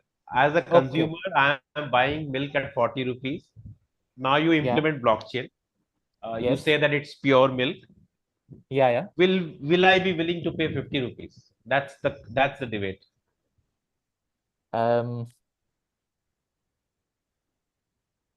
Because you cannot keep it at 40 rupees if you go with a blockchain. Mind it, it's an expensive technology. That's okay. I just don't want to put you in a spot, Okay. but I'm just trying to tell you. I just talk about the blockchain because it actually there's a care for blockchain label chicken sales also increased by 20% due to customer trust in the origin verification. That's why I just took it. I can It's agree with okay. your It's point. okay. It's I okay. agree with No your problem. point. I No, agree with your absolutely point. fine. Absolutely fine. So that's okay. Yeah. Sorry, I took a little more time. Sorry. No, it's totally fine, sir. It's totally fine. I have some question. Just like Sandeep sir is mentioning that why would you buy the products mentioned as salt and tea and this kind of commonly used daily products which can impact a common consumer or even the lower class people or the middle class people? How can you cut down the cost? Or if you show so much of investments, how could you cut the cost? That is what we want to see, that investments or cost benefit analysis. I just want to know how would you try to cut down the cost? As just on the lines of Sandeep sir's question. Okay. Actually the question is it means how to cut down the cost despite the heavy investments we are doing. Yes, yes. Like we can say One like more I thing, talked. sorry, one more thing. Just like sir has Mhm. mentioned that you cannot just keep increasing the cost of common products. So how you cannot just increase, since your investments are increasing the price of the products may not be always feasible. So how could you balance both?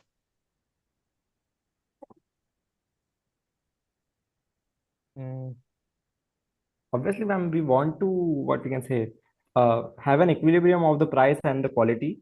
But if we are, what we can say, considering a better quality and with a, what we can say, price reduction of the product, we can consider of a method, what we can say, to reduce the material usage and design for the lightweight materials for the product. And we can have a bulk, what we can say, bulk purchasing or something like that for price More to reduction. add to that, like we can partner, like we just said about the cost optimization. So the question is cost optimization. The expected, like I can just say 50 to 25% you can reduce in the biodegradable packaging with partnering with the packaging suppliers for the bulk discounts. We can leverage EPR, extended producer responsibility subsidies from the government. We can reduce packaging weight and material use like lightweight sustainable materials, and we can use power purchase agreements instead of direct investment like outsourcing energy generation. We can apply for government tax credits and renewable energy subsidies. And I just told you about the solar thing and optimize logistic routes like we just had AI. Of course, it can increase the you can say the investment, but it can reduce the fuel cost by 20 to 30%. We can also use the hybrid logistic like mix of tradition and the green transport for the transition phase. And we can use integrate existing ERP systems to reduce the redundancy. We can partner with NGO for the co-funded water sustainability projects. And of course, we can have a EPR subsidy for green packaging and FAME2 subsidies for the AV logistics. We can have low interest loans for sustainability projects, and we can attract impacts looking to fund sustainable supplies. I think this is. Yeah, it sounds good. I mean, it's just a matter of how will you be really able to implement everything at one go, Yes, ma'am, it's a very right? big deal. Yeah, I Yes, can there are a agree lot to of it. conditions that we need to, I mean, a lot of ifs and buts there are there. It sounds very good, all these solutions, but yes, that's the only challenge we need to understand here. Yeah, Yes, my ma'am. question is Bulk done. purchase of sustainable materials can also, ma'am, lower the unit cost, and partner with the regional suppliers can reduce the transportation resources. We can implement it. It's a big thing, like sir also said, and you're also saying. Okay. Yes, I'm done. I think we can, I do not have any further. Okay, sir. We can leave, or you're asking something? Thank you, team Optimum Sync.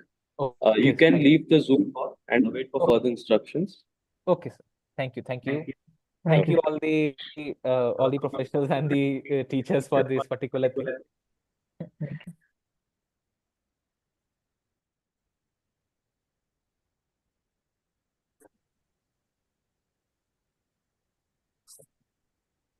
So can we Just take a break now? I mean, Yeah. is it possible? we can have a 10 minutes break, or if you want longer breaks, we can have that No, also. no, 10 is enough, I guess. 10 is fine. Other That- judges, okay. please. One Yes. more thing, Mhm. Mohit sir and ma'am, your backgrounds are, I think they have the older backgrounds of last year's Karmanta Fest. We have already shared the new backgrounds. Can you, if it's Okay. possible, can you replace it? Yeah, yeah.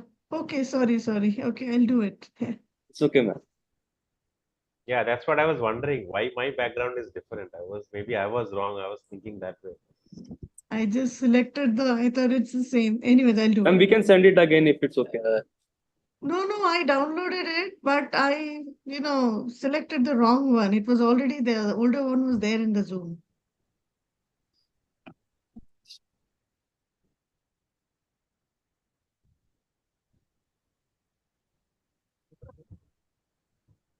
So we can now break for Yeah, we'll some start at time. 3:50 then. minutes. Yeah, 3:50 we'll start. Resume. Okay, sir. Okay, yes. Okay. Yeah.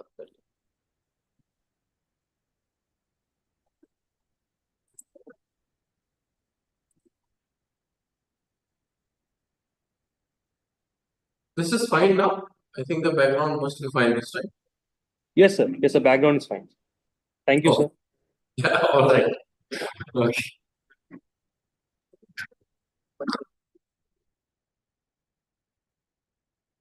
Take care.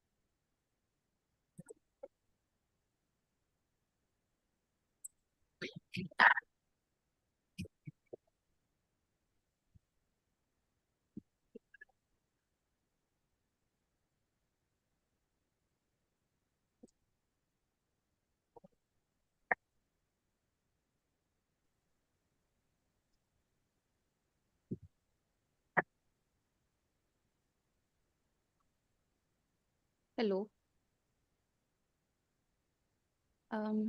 You guys are not audible actually. Okay, welcome yeah. back, judges. Yeah. Now, I was saying that we can start the presentations with the Trinity Warriors. They have already joined us. Yeah. Srushti, are all your teammates joined? Yeah. Okay, so basic instructions, you have 10 minutes to present your case, and it will be followed by a 5 minutes of Q&A. Okay. Please prepare yourself accordingly, and you can take over. We have already shared your slides. You can take over. Okay. So good afternoon, esteemed judges and honorable present here. We are Team Warriors, and we are. I am Srushti Kharse. My teammates are Manav Punjabi and Sonal Garje. So let's deep dive into the presentation. Can you change the slide? Oh, okay. So the first parameter is ethical sourcing and global compliance. So our company, that is FCPL, they are currently sourcing 90% of their tea from the Rainforest Alliance certified farms. This certification is important because it's a sustainable certification which looks upon deforestation parameters as well as biodiversity parameters. They also look upon supply chain workers and human rights things in place. So that's kind of a credibility that every organization needs to have in place so that they can benchmark themselves apart from the competitors. So they are targeting 100% until 2025. Now, if we look at the competitor benchmarking analysis at ITC Limited, Nestle and Unilever, they have key initiatives in place such as social forestry program. Then we also have forest positive strategy, what they have in place, which impacts into reduction in cost. Such as for ITC, we have 1,200 crores saved via agroforestry. Even in case of Unilever, we have blockchain traceability, which helps in monitoring the time in real time basis. So we can actually adopt this thing from Unilever in our recommendations part. Now, coming to the recommendations thing, we can have approximately around 200 crore of investment capex in the blockchain traceability. We also can have a partnership with the agroforestry firms so that we can leverage on gaining the partnership from institutes such as WWF. Also, we can think of actually presenting GRI standards in place so that even the investors get to know what we are doing currently. Can you please change the slide? Now coming to the next parameter, that is eco-friendly packaging and that is cost versus sustainability. So if we look at the major beverage industry such as Coca-Cola, they have sustainability in place from the very start. Sustainability is never a priority. So as in, you have to have that in place with your initiatives and which are in your day-to-day activities, not just a priority because they do change. So what they have done is they have this plant-based bottles packaging in place, which helps in reducing their reliance on the petroleum-based plastic, which is harmful for the industry and environment. So our company, so they have 25% plastic reduction since 2020, that is their baseline year, and now they are targeting to 60% recyclable and biodegradable packaging with the target year is 2030. So if we look at the competitor benchmark analysis and their key initiatives, we have ITC with Philopack, wherein again they have paper board in place where they kind of depend less on the paper based things which are harmful for the industry, harmful for the environment. Now, so the impacts majorly are reduction in the cost, credibility, what we get from the investors and the society. Also,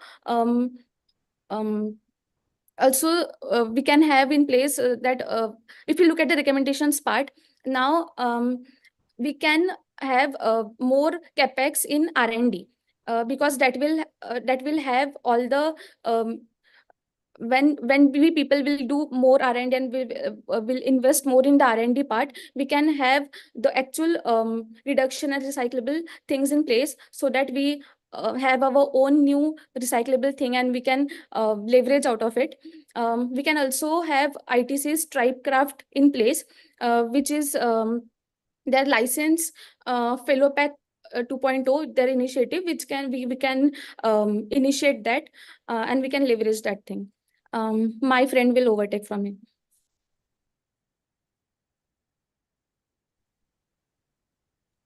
So I'll be talking about the carbon emission footprint and energy optimization. So looking at the current state of FCPL, they have reduced. Can we please put on the next slide? Yeah, thank you so much. So looking at the current state of the FCPL, they have achieved 18% reduction in carbon emissions from 2018 to 2023. So we have set a net zero target by 2040. And to know more about the industry emissions, we should look at the competitor benchmarking, where ITC has achieved 50% renewable energy and also have been carbon positive since 2010, which has saved them over 2,000 crores in energy efficiency, and they have also achieved a 12% IRR on solar investments. And Nestle has also adopted Sorry for regenerative interrupting. agriculture and Just a renewable second. energy, which has saved them over 300 million euros. And talking about Unilever, they Just 1 have second. undertaken AI I route think you guys are sitting optimization to close to each other. reduce If their one is speaking, just try to mute the other carbon person's emissions, and have mic. also gone for 100% renewable grid electricity. And in this, they have achieved 32% of emission reduction in logistics and 15% cost reductions. So according to these analysis, we are recommending to prioritize more on AI logistics optimization, where we'll use application like locus.sh AI to work on the reduction of optimization emissions. And we have to also invest in renewable energy. So we'll invest in solar, wind, and hybrid plants for critical manufacturing, and also avoid carbon offsets, rather focus on direct reductions for the carbon emissions.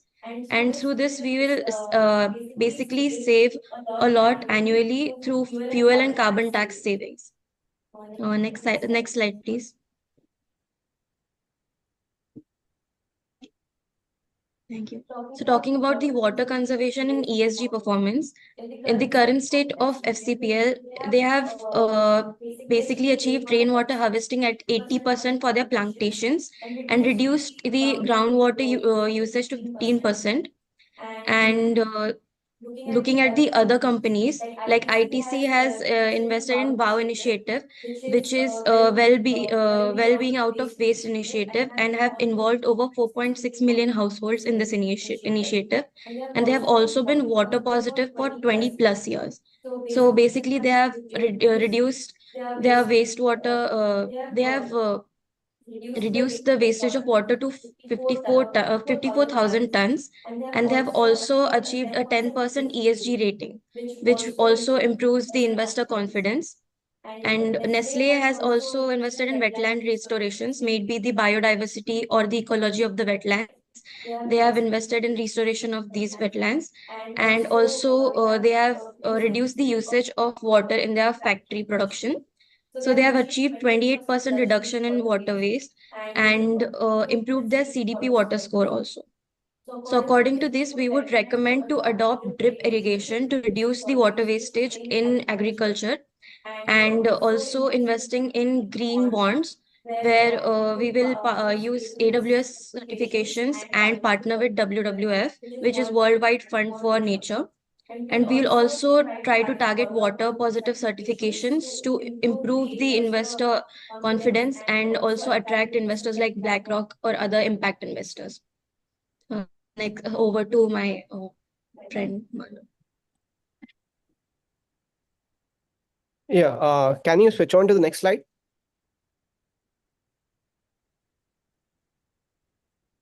Yeah. So now we go to the implementation roadmap. So first off, here we go by some realistic assumptions, and where we go from 2025, we can as it is tech based, we can go for blockchain traceability and recyclable packaging expansions. So what we can look for here is a certain KPI metrics wherein we would try to have a 95% of Rainforest Alliance compliance and then a 70% recyclable material wherein we go forward toward the recycling. And in the year 2026, we can move towards the AI logistics and solar farms that my teammate talked about. So what we can do, the KPIs that we measure here would be we reduce the 25% emissions and we try to target a realistic 10% logistic cost savings metric here. And in 2027, we try to have a biodegradable R&D and drip irrigation rollout. So this takes time because R&D always takes some amount of time. So then we can move around. The KPIs for this would be 40% plastic reduction and 20% water savings. This is what the benchmark we will put on. Then the key initiative for 2028 would be we pilot a EV fleet and then we try for green bond issuance. Then the KPIs for this is 30% renewable energy and we try to raise around 500 crores from investors. That is what we'll top on. By 2030, what we want to do is go to our net zero roadmap for finalization. And the KPIs for this would be 50% emission reduction and 100% ethical sourcing in terms of the plantations or tea that we're trying to source. So I'll just highlight briefly on the consolidated financials here. So the total investment that we are looking here is around 2,065 crores. And the cumulative savings that we'll make here are 2,520. Sorry for the interruption. Team Trinity, you have 2 minutes to wrap up. Yeah. All right. So the total cumulative savings that we have are 2,520 crores. So this brings us to the net savings of 455 crores. This is basically more than 20% of ROSI. And then to have these financials in place, after that, we have done some kind of risk assessments. So there could be a lot of issues. So let's suppose that there's a bioplastic supply delay. So like the recyclable packaging that we're talking about, maybe something happens in the supply chain and the material that we're sourcing from some particular supplier, we are not able to get that. So there would be a great deal of impact on this and we wouldn't be able to do our own packaging. So what we can do as a mitigation strategy is we can try to implement dual sourcing. Some of it would be from India and some of it would be from Vietnam. Then there could be farmer audit delays. So these audits are very important as in we want to have this everything ethically sourced and that should be on paper. So what we can do if this gets delayed, we can try to use generative AI and use AI audit bots and some kind of government partnerships to have this faster. Then let's suppose that the government plans to do a carbon tax hike. In that situation, then our calculations for the net savings would be hampered. So in that scenario, what we can try to do is the mitigation strategy that we could think of is accelerate the EV fleet. If we accelerate the EV fleet, then the carbon reduction would be impacted. So that is what the major mitigation strategy here would be. Can you move on to the next slide? So here are our references. So we have gotten through all the competitor sustainability reports and all the other places that we could get through. All the numbers that we have presented here, we have a specific methodology for all of the financial calculations. We have mentioned that in the Microsoft Word document, and all the graphs that we have presented, we have put that data in a spreadsheet for you guys to look upon. So that is all from our side. Thank you. Thank you, Team Trinity. Judges, if you have any questions, please feel free to ask. So if I am the CEO of FCP, so what are your recommendations? What should I do? Yeah, sir. So majorly, if you are the CEO of FCPL, right, I would suggest the first and foremost where we are already exceeding, right? So like we have around 90% of Rainforest Alliance farms. We try to get that to 100% via the like blockchain mechanisms wherein we have record of every farmer and what they are doing and if they are following the practices for green sustainable practices or not. So this is the first thing that I would suggest you to do. The second phase, what I would suggest you to do is that you try to look upon the EV fleets and have the carbon reduction policies in place. And majorly, there are a lot of new startup firms that are coming up now, which are working on sustainability. So I would like to partner up with those firms and in terms of the biodegradable packaging, because investing your own money into the whole set of start to end packaging of biodegradable could be a loss to the company. So maybe try to work with a startup which is already working on that direction would be a less cost expensive thing. So these would be the major recommendations on top of the top of my head. Thank you.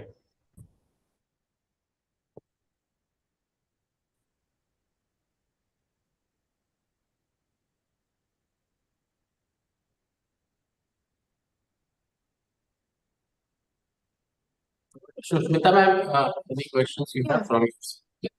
Yeah, just the investment data and all, how have you arrived at those investment data? Yeah, so specifically for all the investment data, if I can show you the Word document where we have listed all the assumptions, but Can to you give you, please? yeah. So like okay.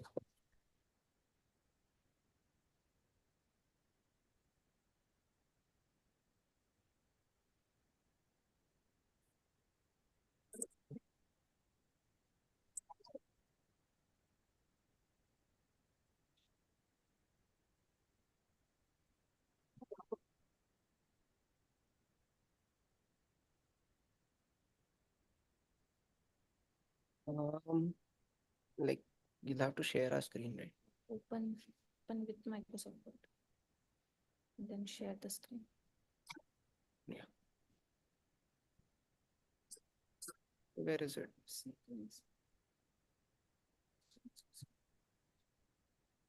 Do we Srishti, have you the can access share to? your document. You Yeah. have the permission. Okay. Just a second.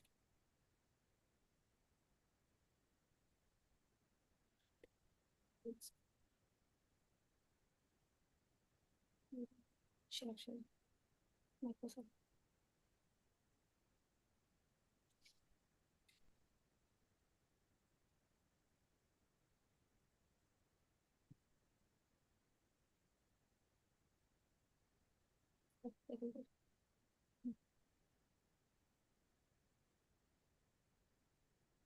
Can we share that on WhatsApp? Is something like technical error? By the way, in the presentation also, you can actually find that there's a Word link. If you could open directly, that would be better. From Which yeah. slide is it? Okay, yeah. So I guess it's shared.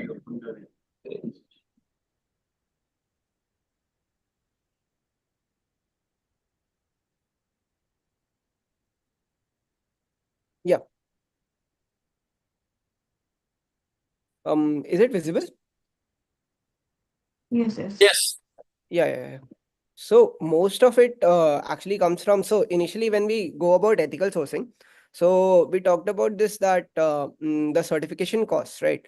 So the data source for that was our Nestle's 2024 audit cost. So for small farmers, there were around 10 crore for 10,000 farmers. So for FCPL, we are assuming that 2% of gap, that is 5,000 farmers. So AI audits would approximately take 5 crore.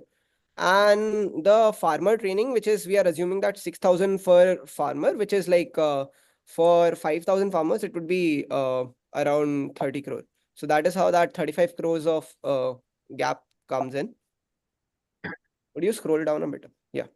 So then the EU tariff avoidance. So there's approximately 5% penalty from on the EU exports. It's like 24,000 crore. So the calculation for that would be like 120 crore per years of saving if you have 5% savings. And then the ROI for that becomes 600 crores minus our capex, which is approximately 150 crores, which will give you 450 crore net savings.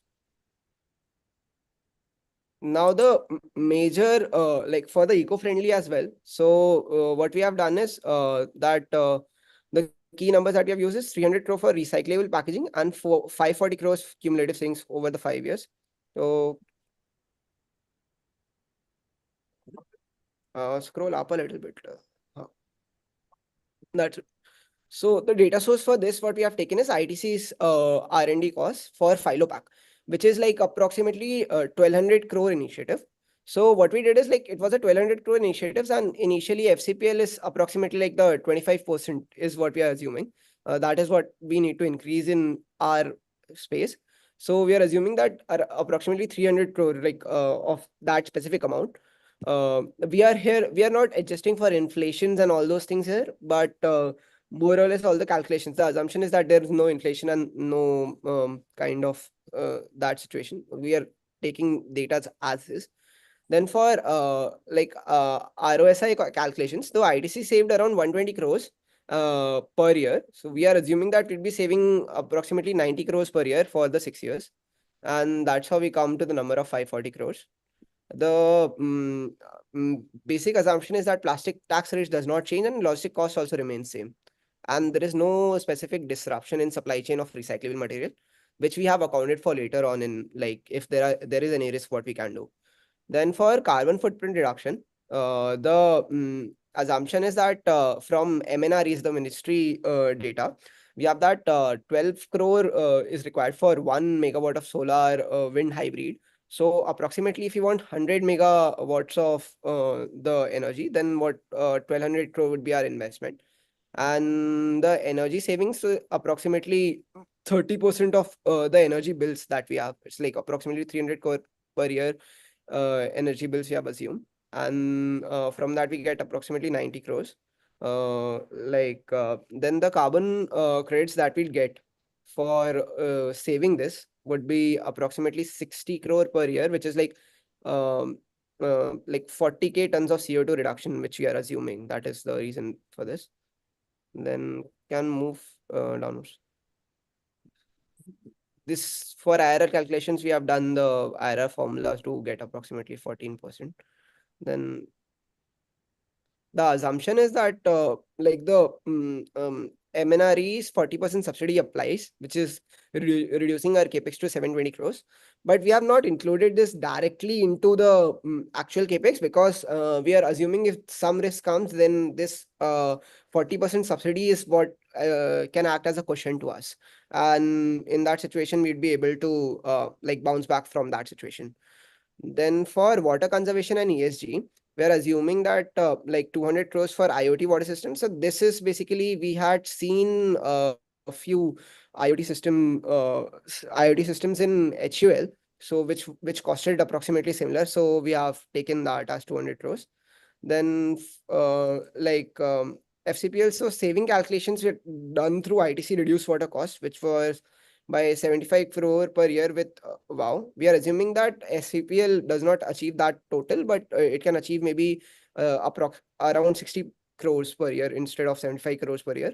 So then that would be a cumulative saving of 360 crores. That is how. Then municipal water rates, we have assumed that are annually increasing by 5%, and IoT systems operate at 90% efficiency. This is the base assumption that we're taking. Then that's approximately about it. We had done a pessimistic scenario and optimistic scenario like robustness as well. So if in a pessimistic scenario the 10% annual increase in biodegradable material cost, then our ROSI would actually drop to 20% from the main place, and then we get approximately drop of 150 crores in net savings of from 455 we drop 150 crores. And in the optimistic scenario, if the renewable 50% subsidy for renewable, which was assumed initially 40%, so the outcome could increase our net savings by approximately 200 crores. So this is what how we had gone through the methodology. So yeah, that's Okay. Over to you, Mohit, sir. No, I do not have any questions. Good job, guys. yeah. Thank you. Thank you, Trinity Warriors. You guys can leave the Zoom call and await for any further instructions. Okay. Thank you. Thank you.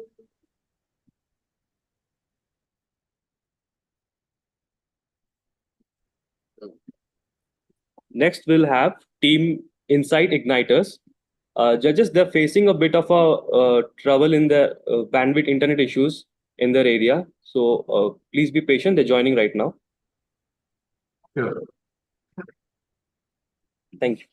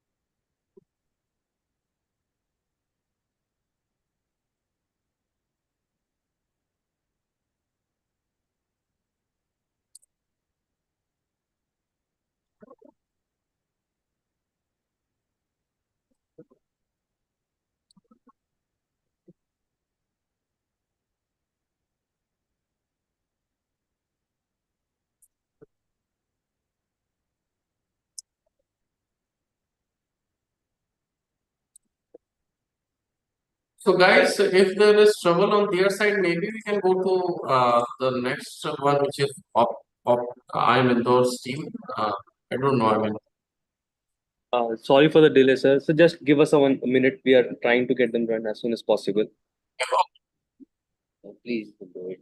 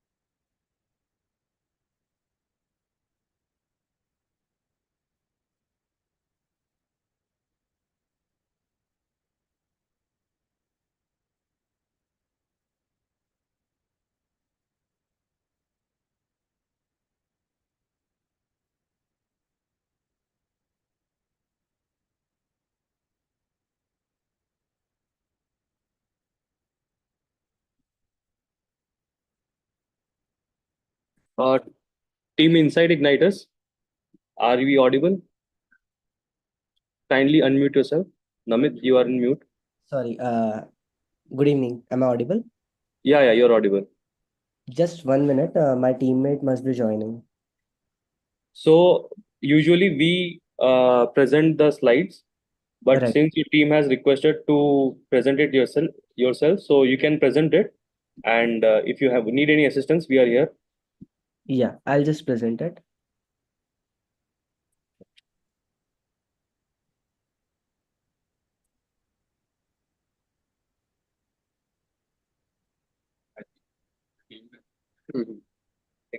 कोई लोग हैं?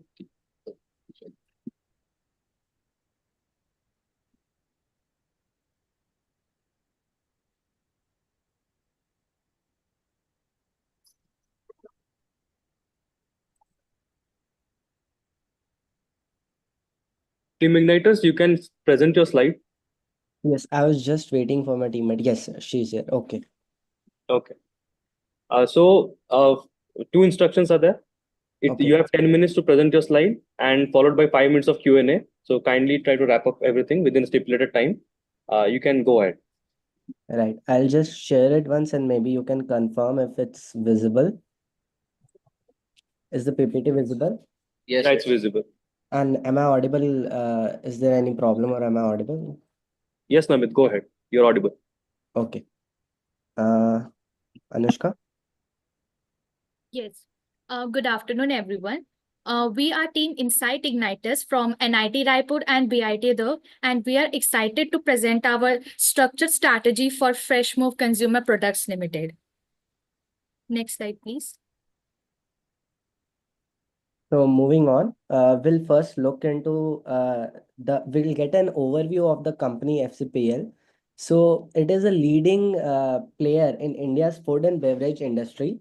As sustainability becomes a key driver of business success, FCPL stands at a critical junction, balancing environmental responsibility with financial viability. So today we present a structured and actionable roadmap that not only aligns FCPL with global sustainability standards, but also ensures the profitability and the long-term market leadership. So with this, FCPL has built a strong reputation in the food and beverage industry with its portfolio of brands, which consists of the key products, fresh tea, fresh salt, and fresh coffee. The main competitors for FCPL are the Unilever, Nestle, and ITC, for which we have done the brief evaluation of the current competitors on the basis of this particular criteria, in which we found out that FCPL lacks in almost most of these sectors. We'll do a comprehensive analysis of the same in the upcoming slides as well, where we will benchmark FCPL's practices alongside these particular market readers. We have made this matrix where we have placed FCPL and the other companies for the particular same segment. And going towards the main sustainability challenge that FCPL is facing. So currently the situation is such that the domains in which the FCPL is facing these challenges are ethical sourcing, eco-friendly packaging, carbon footprint, and water and ESG matrices. So currently 90% of the rainforest is certified and it's targeting 100% by 2025 in compliance with the global ESG laws. 50% of the plastic reduction by 2030 is something that is mapped by FCPL right now. And 500 crores choice, there is a 500 rupee crores choice between biodegradable versus recyclable investment.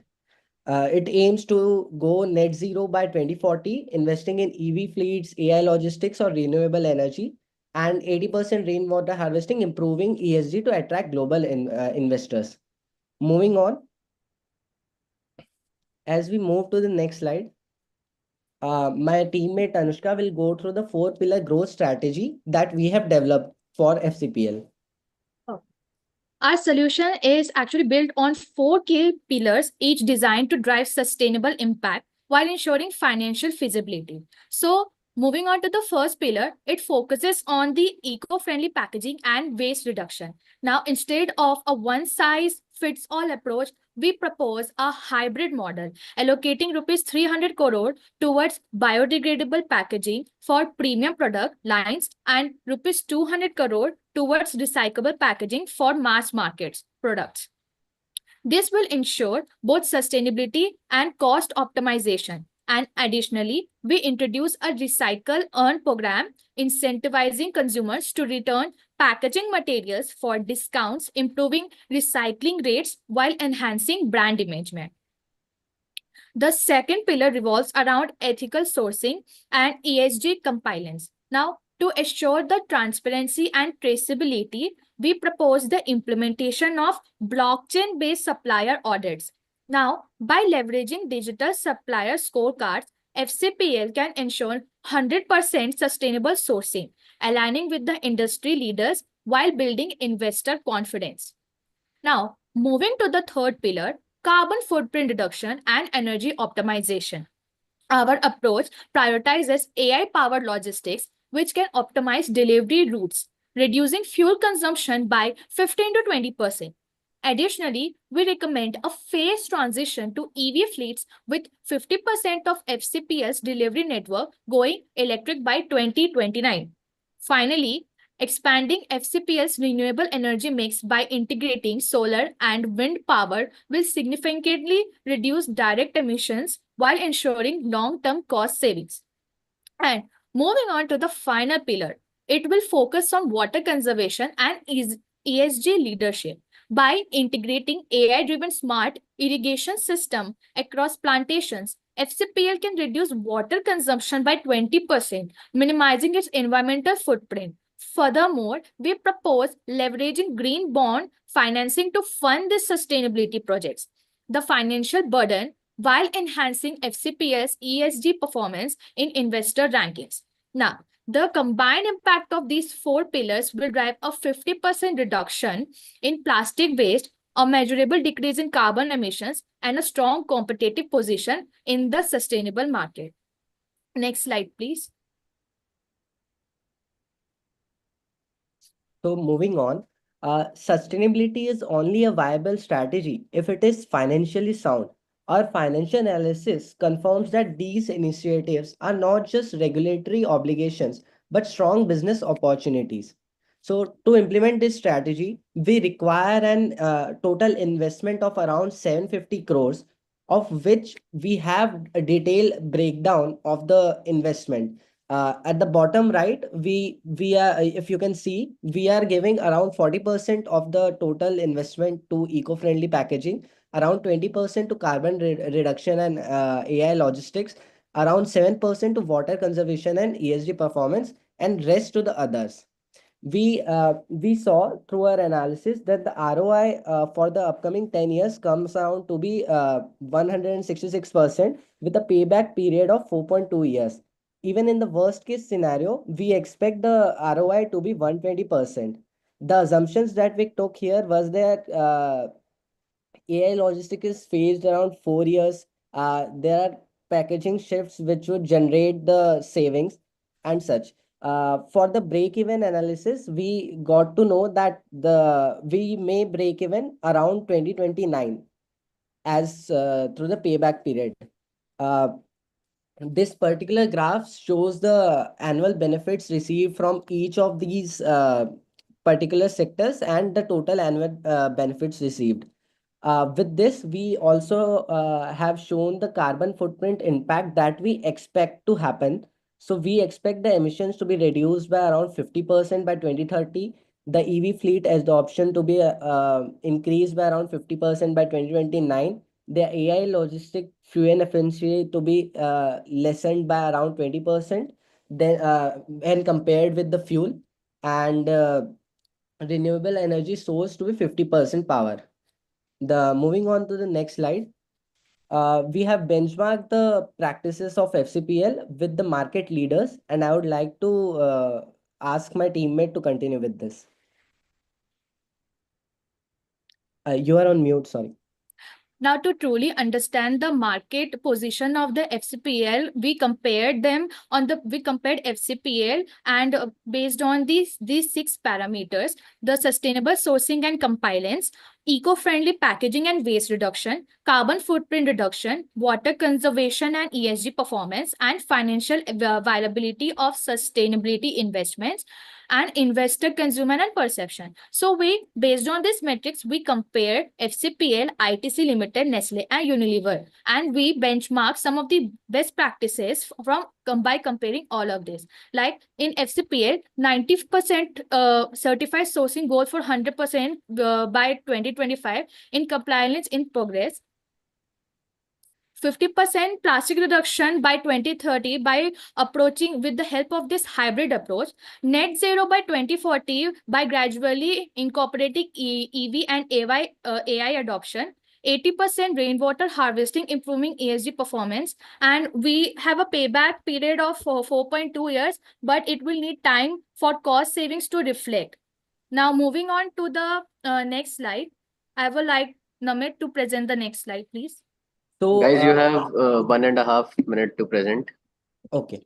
So with this particular strategy, we must do a risk analysis. So for that, what we did is we took out the most riskiest, most most impactful and the probability of happening these risks and mapped them in this risk mapping that we have done. So we have probability on the x-axis and impact on the y-axis. So determining the probability of the particular risk happening and the impact that it would create.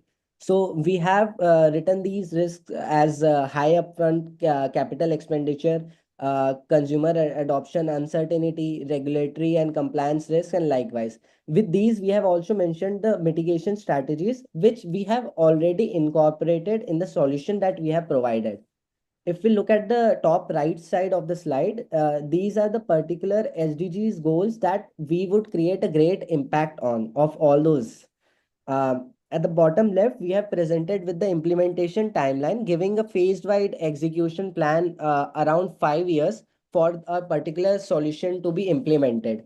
At the bottom right, we have mentioned the particular key performance indexes that we can use to keep a track of the performance of a solution on how we have been going through. With this, we would like to thank you all for giving us this opportunity, and we welcome every questions that you may have.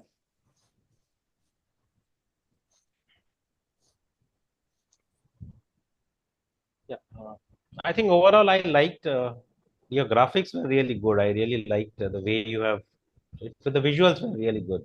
Thank you very much, sir. And I just wanted to understand how did you arrive at the numbers? You have mentioned a 750 crore investment, right? Then some of the savings. What was the logic behind? How did you calculate these numbers? Right. So first of all, this particular part was a major problem for us, or the most challenging thing for us, as we come from undergraduate background and we haven't had the financial studies or such. So for that, we have prepared an Excel file. I would like you to please go through it.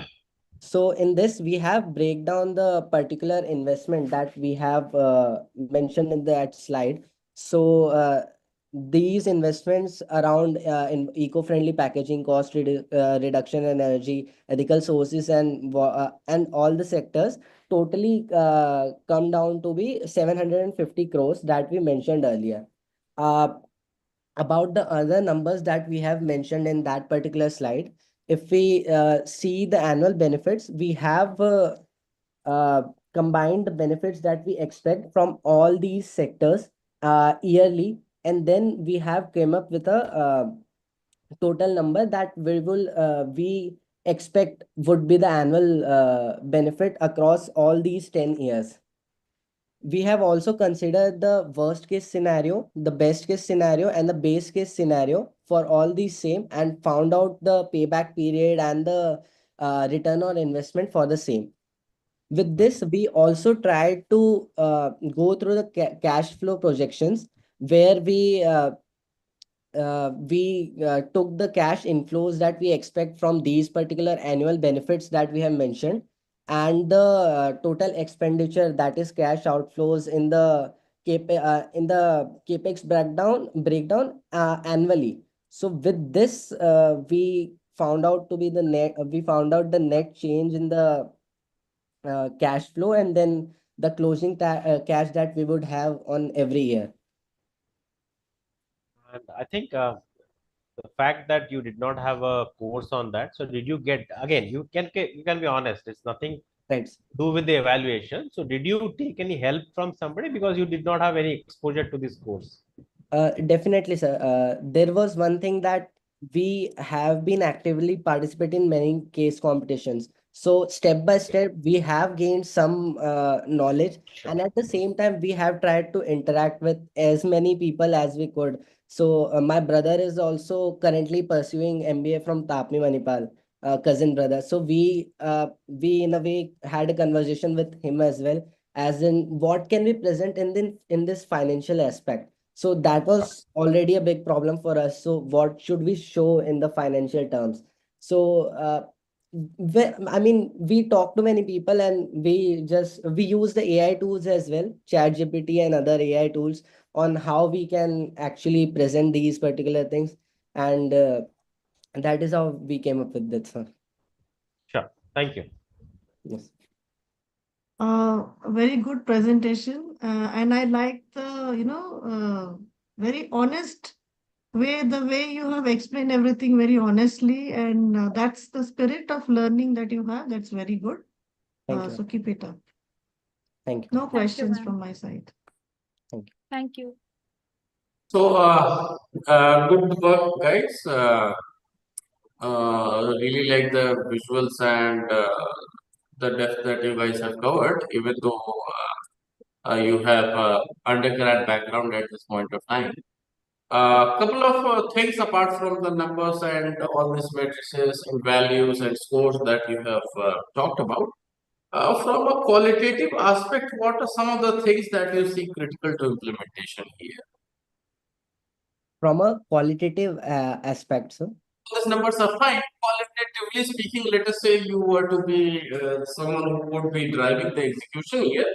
What are some of the things, maybe top 3 points that would be extremely critical for execution of the plans that we are talking about here?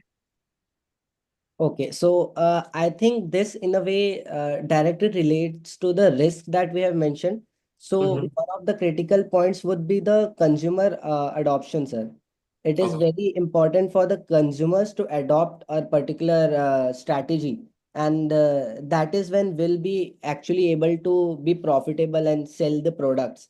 At the same time, it would be very important to grow as soon as possible and capture the market as much as we can as soon as possible, as because the reason why I mentioned this is because Unilever, Nestle and ITC, these are such big brands with a lot of financial backup, so they can anyways put in a lot of money into any particular strategy or anything, and can acquire market at any certain stage, and that too immediately. So, moving on with the implementation plan as soon as possible would be one of the key aspects as well, according to me. Okay, okay, okay, all right. Thank you. Thank you very much. Thank you for being here. Thank you very much, sir. Thank you. Thank you, Team Igniters.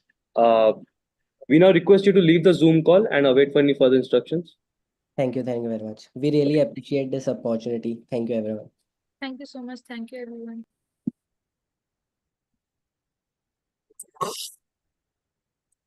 Now we move on to the next team, Team of Excellence. They'll be joining us shortly. And we are sorry for the 5 minutes delay that has been caused. So now we'll move on. That's okay.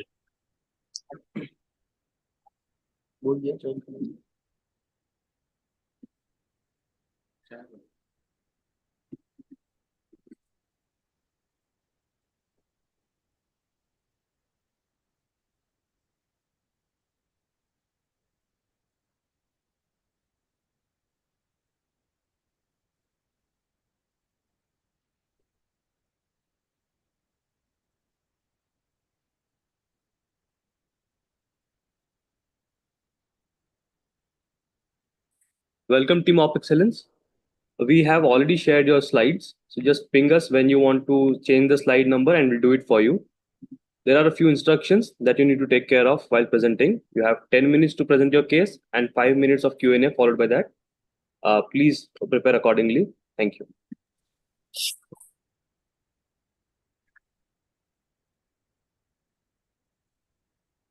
Hi, am I audible? Yes, you're audible.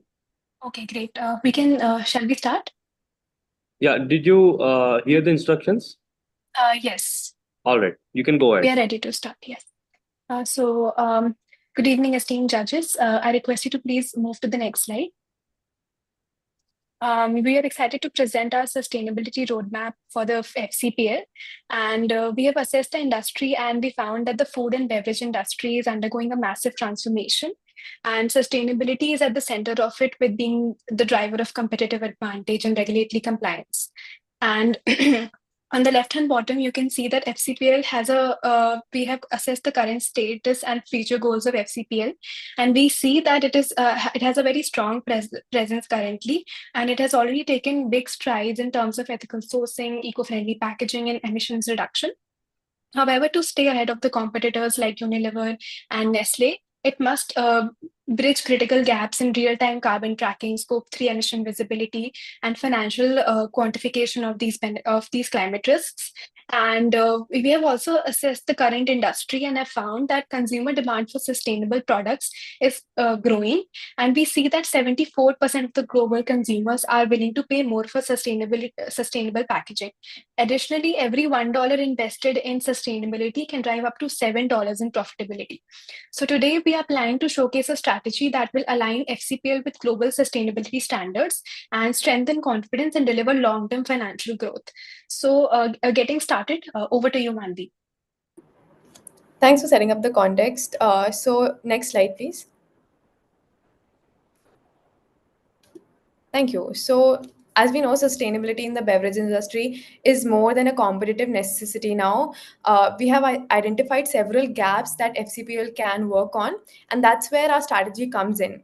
So you can see that we have analyzed the industry leaders, Unilever, Nestle, and ITC, and we have identified key sustainability practices that they are following. For example, Unilever targets net zero by 2039 with renewable energy, while Nestle is investing $130 million in water conservation.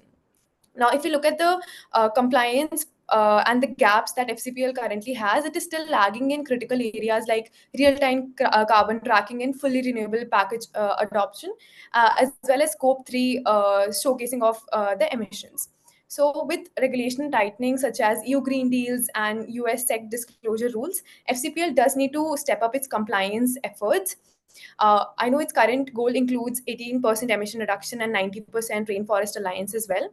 So to take a strategic action, we have divided into three broad categories. We are looking at AI-driven carbon tracking, which can, let's say, automate real-time monitoring of carbon emissions using tools like Salesforce Net Zero Cloud. Similarly, we are looking at supply chain optimization, which will increase renewable energy investment and ethical tea sourcing.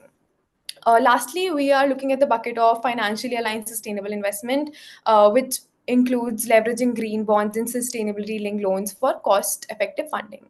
So with together these strategies, FCPL can build a better compliance in the food and beverage industry. Can we move to the next slide, please?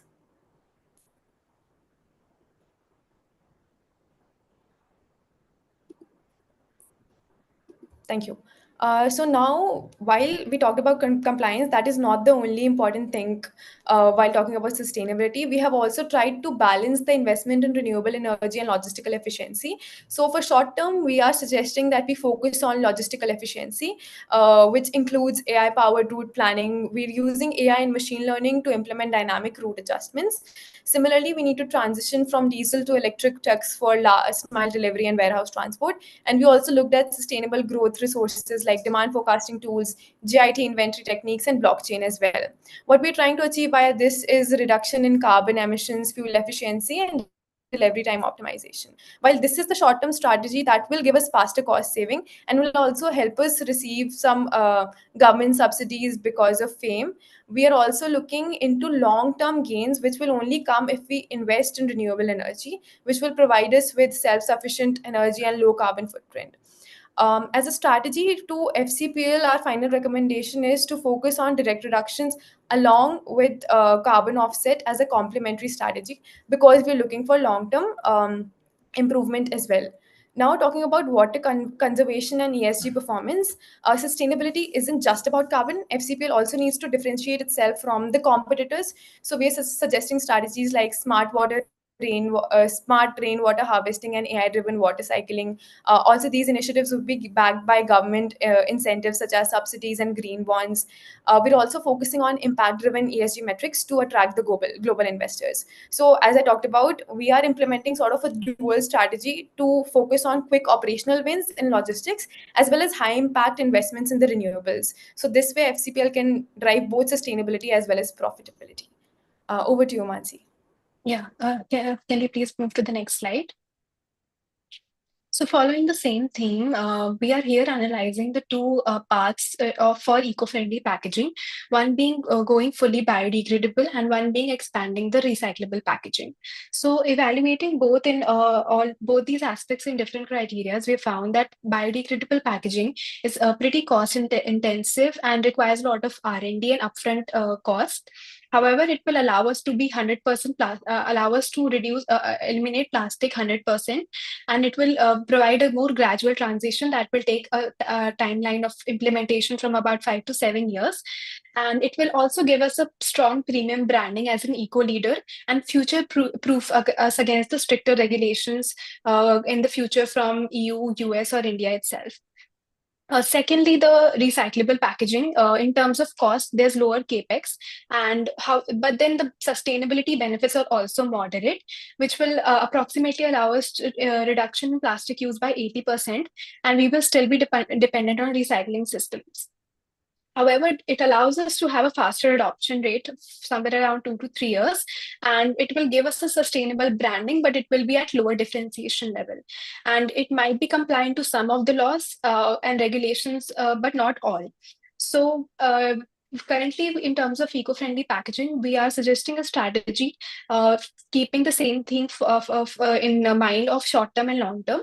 So in terms of short-term strategy, we should start by expanding the recyclable packaging, and 80% of which will allow us for 80% of coverage. And in the meanwhile, start conducting R&D on biodegradable solutions. Then going from 2027 to 2030, we can start shifting to the long-term strategy of going fully biodegradable.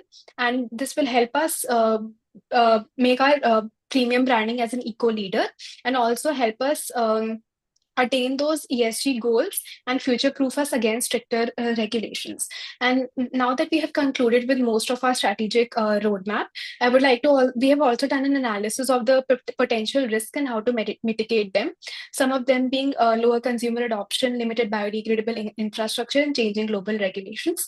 So we have suggested a path where market research and phase pricing will play an important role, and also investor relationships. So collaborating with the suppliers and piloting biodegradable packaging will help us achieve the required biodegradable infrastructure.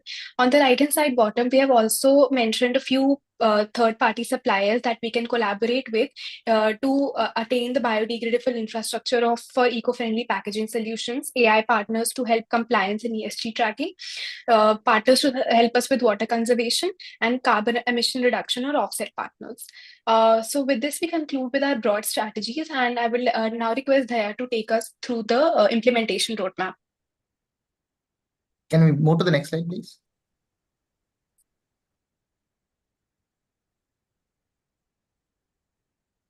Yeah. So here we'll be focusing on the implementation roadmap and financial analysis. So starting with the implementation roadmap, we'll be focusing on the milestones across 4 key areas along with their KPIs and how we are going to implement it over the years from 2025 to 2030. So here we have divided the timeline into 3 parts.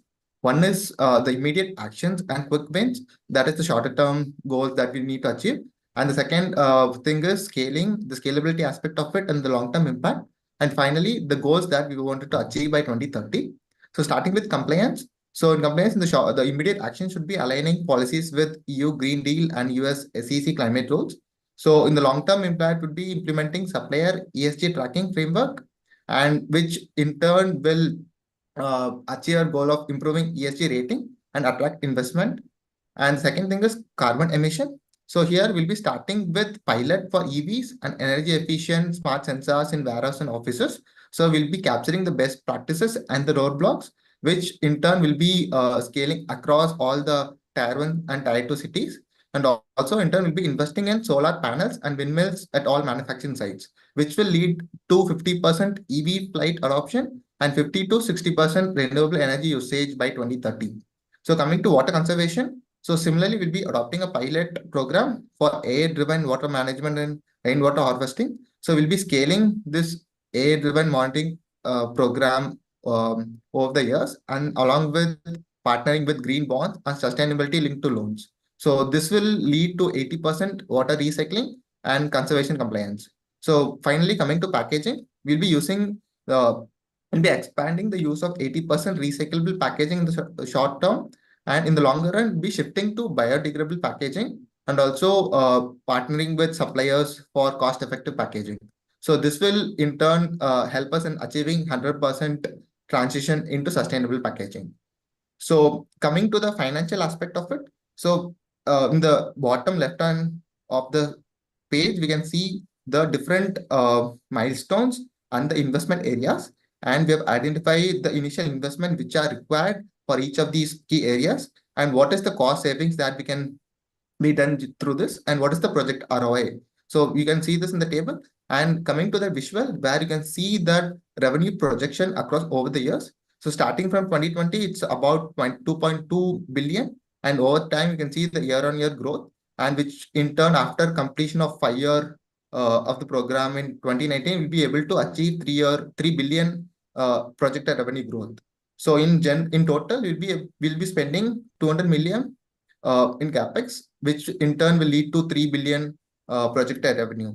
So just to conclude, sustainability isn't just a cost, it's an investment. And in the bigger picture, and after 2030, SCPL is to become a leader in ESG. So a future where every FSG product is carbon neutral, which attracts top investors and also eco-conscious consumers. Thank you.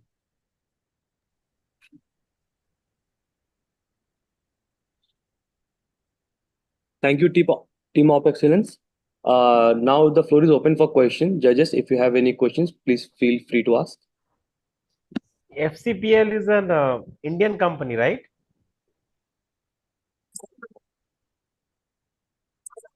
Am I right? Is that? Yes, sir. Then why did you take US dollars and why did you not do it in crores? Any reason? So no specific reason, but we know that we're trying to solve the problems in India as well as globally, and India is just one market that it's targeting. If you want to look at sustainable growth in global, I think US dollar is something that is taken as a standard term, so that's why we calculated all it in US dollars.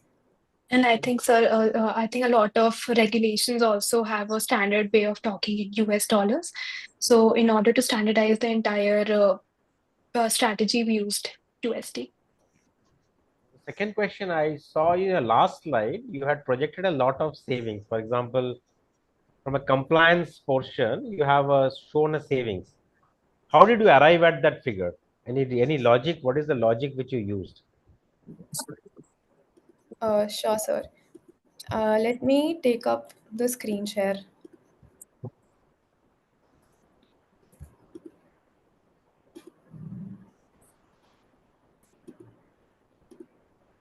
Let me know once you're able to see the Excel. Yeah. Okay, perfect. So, sir, here we have tried to lay down the investment areas and the cost. And if I give you a little bit of understanding of how we have arrived, let's say in renewable energy, we are estimating it that large scale solar farms will cost $1 million per megawatt. So we have assumed that ours will, depending upon the scale, that our initial cost will be $50 million. And similarly, in terms of cost, the expected savings that we found was $3 million per year for 10 megawatt capacity. So for our capacity, we found that it'll be 15 million for renewable energy. Similarly, we have taken like reports from the net and tried to understand what is the, depending upon the scale, how much saving we can expect and how much cost we can expect given our scale and given an understanding of that. So there, that is how the cost saving is coming, and we've taken sort of a conservative approach for the projected ROI because as you can see, it might be 50%, but given the external factors and given the dynamic change in the foods and beverage industry, it might not actually result in 50% ROI. So that's why we've taken more of a conservative approach. Thank you. Yeah, just wanted to add that given the current scenarios, we have taken the data as it is and we have tried to extrapolate it at the level at which FCPL is currently working and have arrived at these final numbers. Sure. Thank you. Thank you, sir.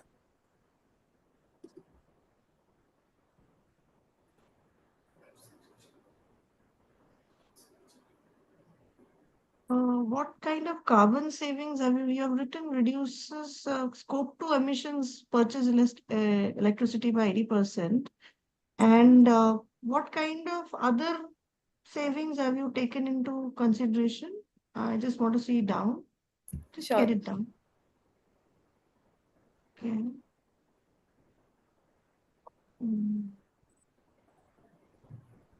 Okay, down. Okay. Have you taken the fact into considerable consideration about the consumer's behavior?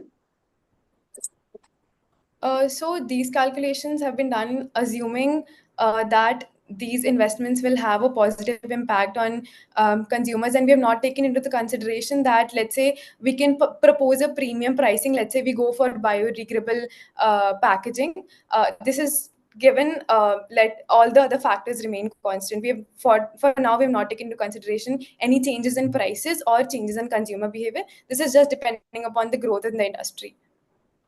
And one thing that we found while doing the market research was that, as I mentioned while I was presenting the first slide of setting the context, is that about 74% of the global consumer is willing to pay extra for the sustainable packaging.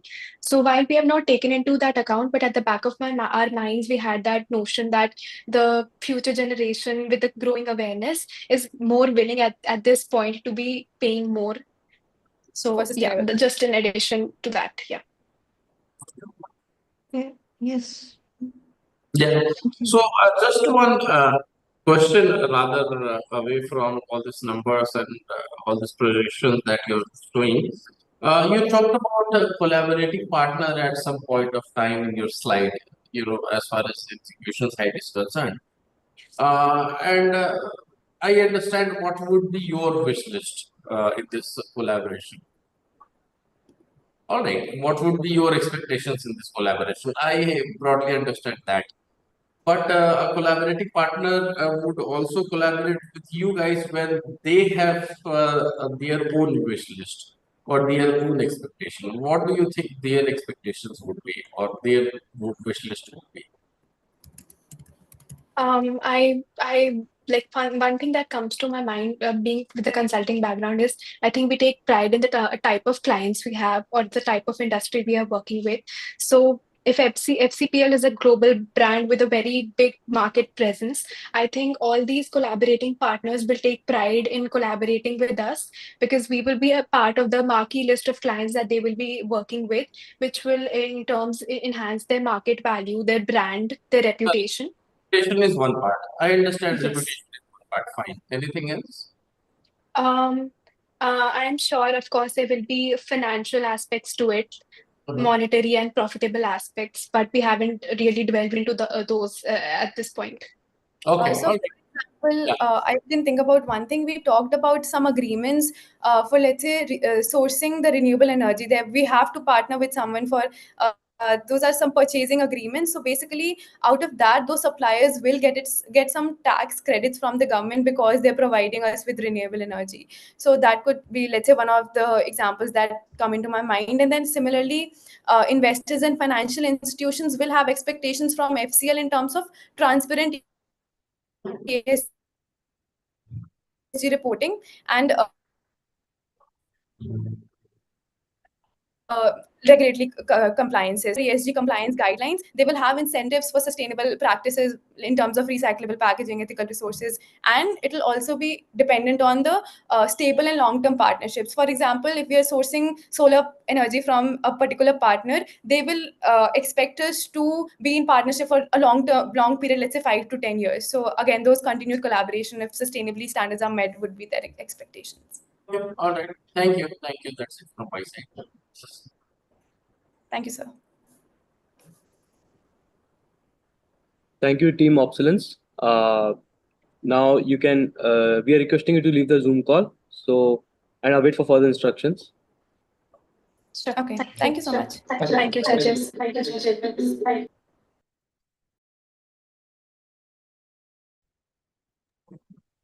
Next, we'll be having Team Optimizers. They'll be joining shortly.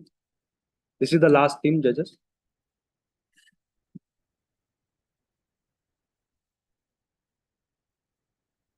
They have joined. Welcome, Team Optimizers.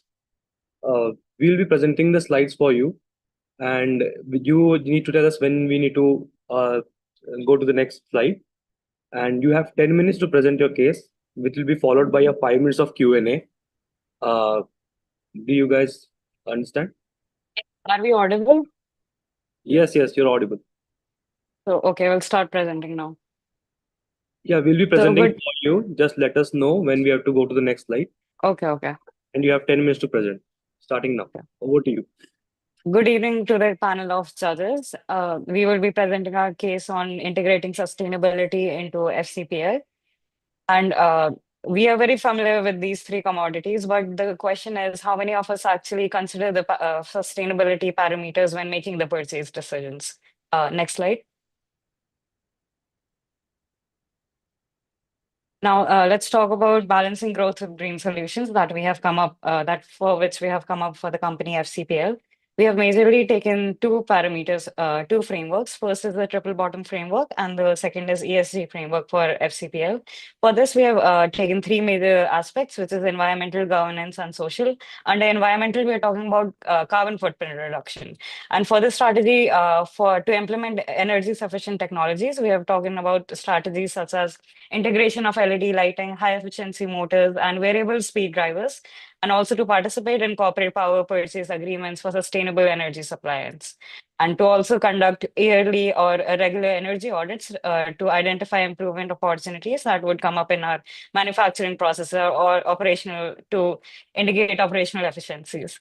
More under environment, we are also talking about renewable energy integration. This can be done through investments in on-site renewable energy installments such as solar power panels, wind turbines, at the manufacturing facilities and plantations. And through the power purchase agreements, we can also talk about green energy providers, and we can utilize hybrid energy systems to balance renewable energies with the supply and ensuring reliability. And our major target here is to reduce energy consumption by 10 to 15% over the next 3 years. Similarly, for social, we are majorly talking about ethical sourcing. Now, this can be done by integrating support through local communities, and this can be done through capacity building initiatives and fair-based pricing models. For risk management, we are basically talking about implementation of a supply code of conduct covering labor practices, environmental impact, and business ethics.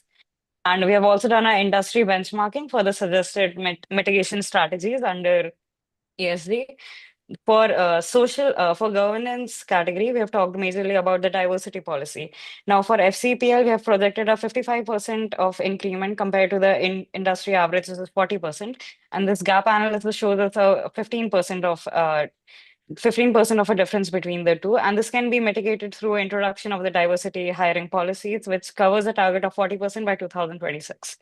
Now, for financial projections, we have given each a financial projection for each of these suggested mitigation strategies. For diversity hiring policies, our initial investment would be 10, and our payback period will be 2 years with a ROI of 50%. Similarly, for community investments, we are investing our initial amount of 15 CR and a payback period of 2.5 CRs. Now, moving on to Harsh for redefining packaging. Next slide.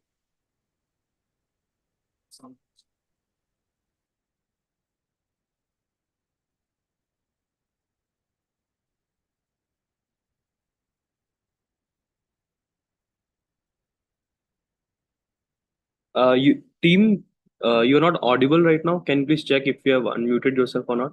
Yeah. So sorry, am I audible now? Yes, you're audible. Yeah. Thank you so much, Vanshika. So judges, let's now understand whole packaging scenario in the FMCG industry at a broader level. So thankfully, in our case, if you see on the left side, we have presented a scale. So the packaging and consumer combined and the distribution, these two are the main things that cause the lot of emission in our particular scenario.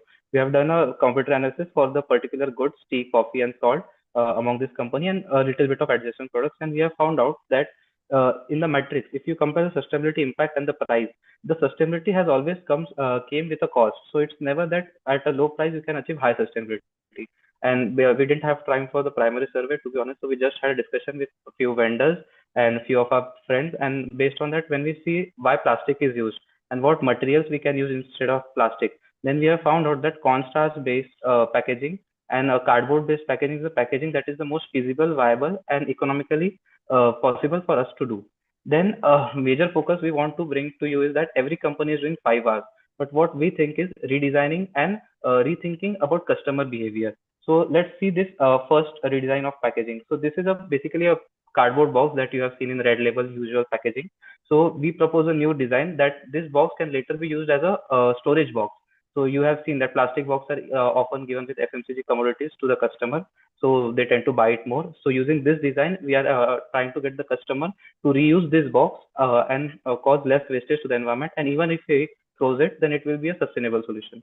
In the second packaging, it's slightly costly, but you can see a ribbon strip attached to the package. When you pull this strip, this whole packet will condense into a small shrink ball.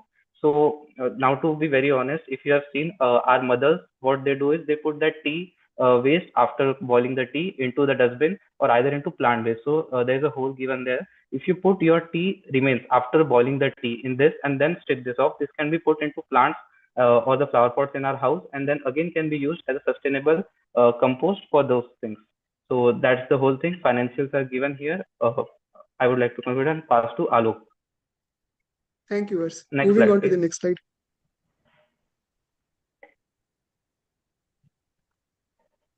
Okay, so in this slide, we'll try to delve deep into the problems of the supply chain and try to look into the plausible solutions of that. First, we have tried to map down the distribution channel for FCPL from raw material procurement to the end consumer. In this, we figure out that most of the emission problem and the complexity with the distribution channels, complexity comes from the distribution channel. The solution which our team is come up with is called FlexiPack Logistics System, which is based on modular bulk shipping system and an integrated AI system. Under modular bulk shipping system, what we are going to do is we are going to figuring out the different distribution centers across India based on the demands and the logistical feasibility of that area. Then what we are going to do is to transfer our processed raw material to this distribution center and pack there to according to the demand of that area, and then move it forward them into the distribution channel. What it will enable us to is to reduce our plastic waste by 20 to 25 to 30%, reduce our cost and time of the supply chain, and also help us to reduce the emission problem. Our distribution channel work on EV model. We are going to tie up with different logistical partners, such as from procurement to packaging, which is at distribution center. We will be partnered with large fleet providers like Mahindra Logistics. Then from distribution to the wholesaler, we will partner with extensive fleet providers like DHL. And from wholesalers and retailers to the end consumer, we will partner with new age logistic providers like Yulu or Zepto kind of startups. Then comes our AI system, which will complement our this FlexiPack logistics system. Our AI integration system is of in 5 phases, divided into 5 years, from top to bottom approach. First, solving with the raw material and sourcing problem using different AI models. Then demand forecasting and inventory planning, then manufacturing and optimization problem, which will solve our energy utilization problem at the processing centers, then logistic and distribution problem, which will help us to reduce our fuel cost, and then our retail and e-commerce, which is at the bottom of the pyramid problem, to solve their stock out and overstock problems. Our expected results at the end of 5 years will be like this. We will able to reduce around 30 to 40% of our inventory problem, basically stock out and overstocking problem, and able to reduce 20% of the logistical cost associated with the supply chain. Then our accuracy of forecasting model will be increased by somewhat around 10 to 15%, and the overall time will be reduced by 20%. Moving on to Vanshika for financials. Next slide. Now we will talk about the financial analysis that we have done for the 3 major solutions we have provided to tackle the problem and to integrate sustainability. The first is for AI and FlexiPack, as talked by Alok. We have categorized it into expenses and benefits that we are incurring from the integration of FlexiPack. The total expense, that the total OpEx that comes out is 67 CR, and the benefit category for the total 5-year benefit comes out to be 344 CR. The investment category, the total capex for our investment is the estimated cost of 105 CR, and this can be done through different depreciation schedules that are accordingly to whichever category you're using. Now, for the key highlights that we have observed here is that the market expansion through AI Flexi Pack logistics would come out to be 125 CR, and the total apex will be recovered in the 3 years of our implementation plan, which is the 5-year plan, and under the 3 years we would be able to recover our capex. And for payback period, which is it is approximated as 3.2, which indicates that this is a medium-term strategic success that the company can utilize to make sure that the revenues are on stage.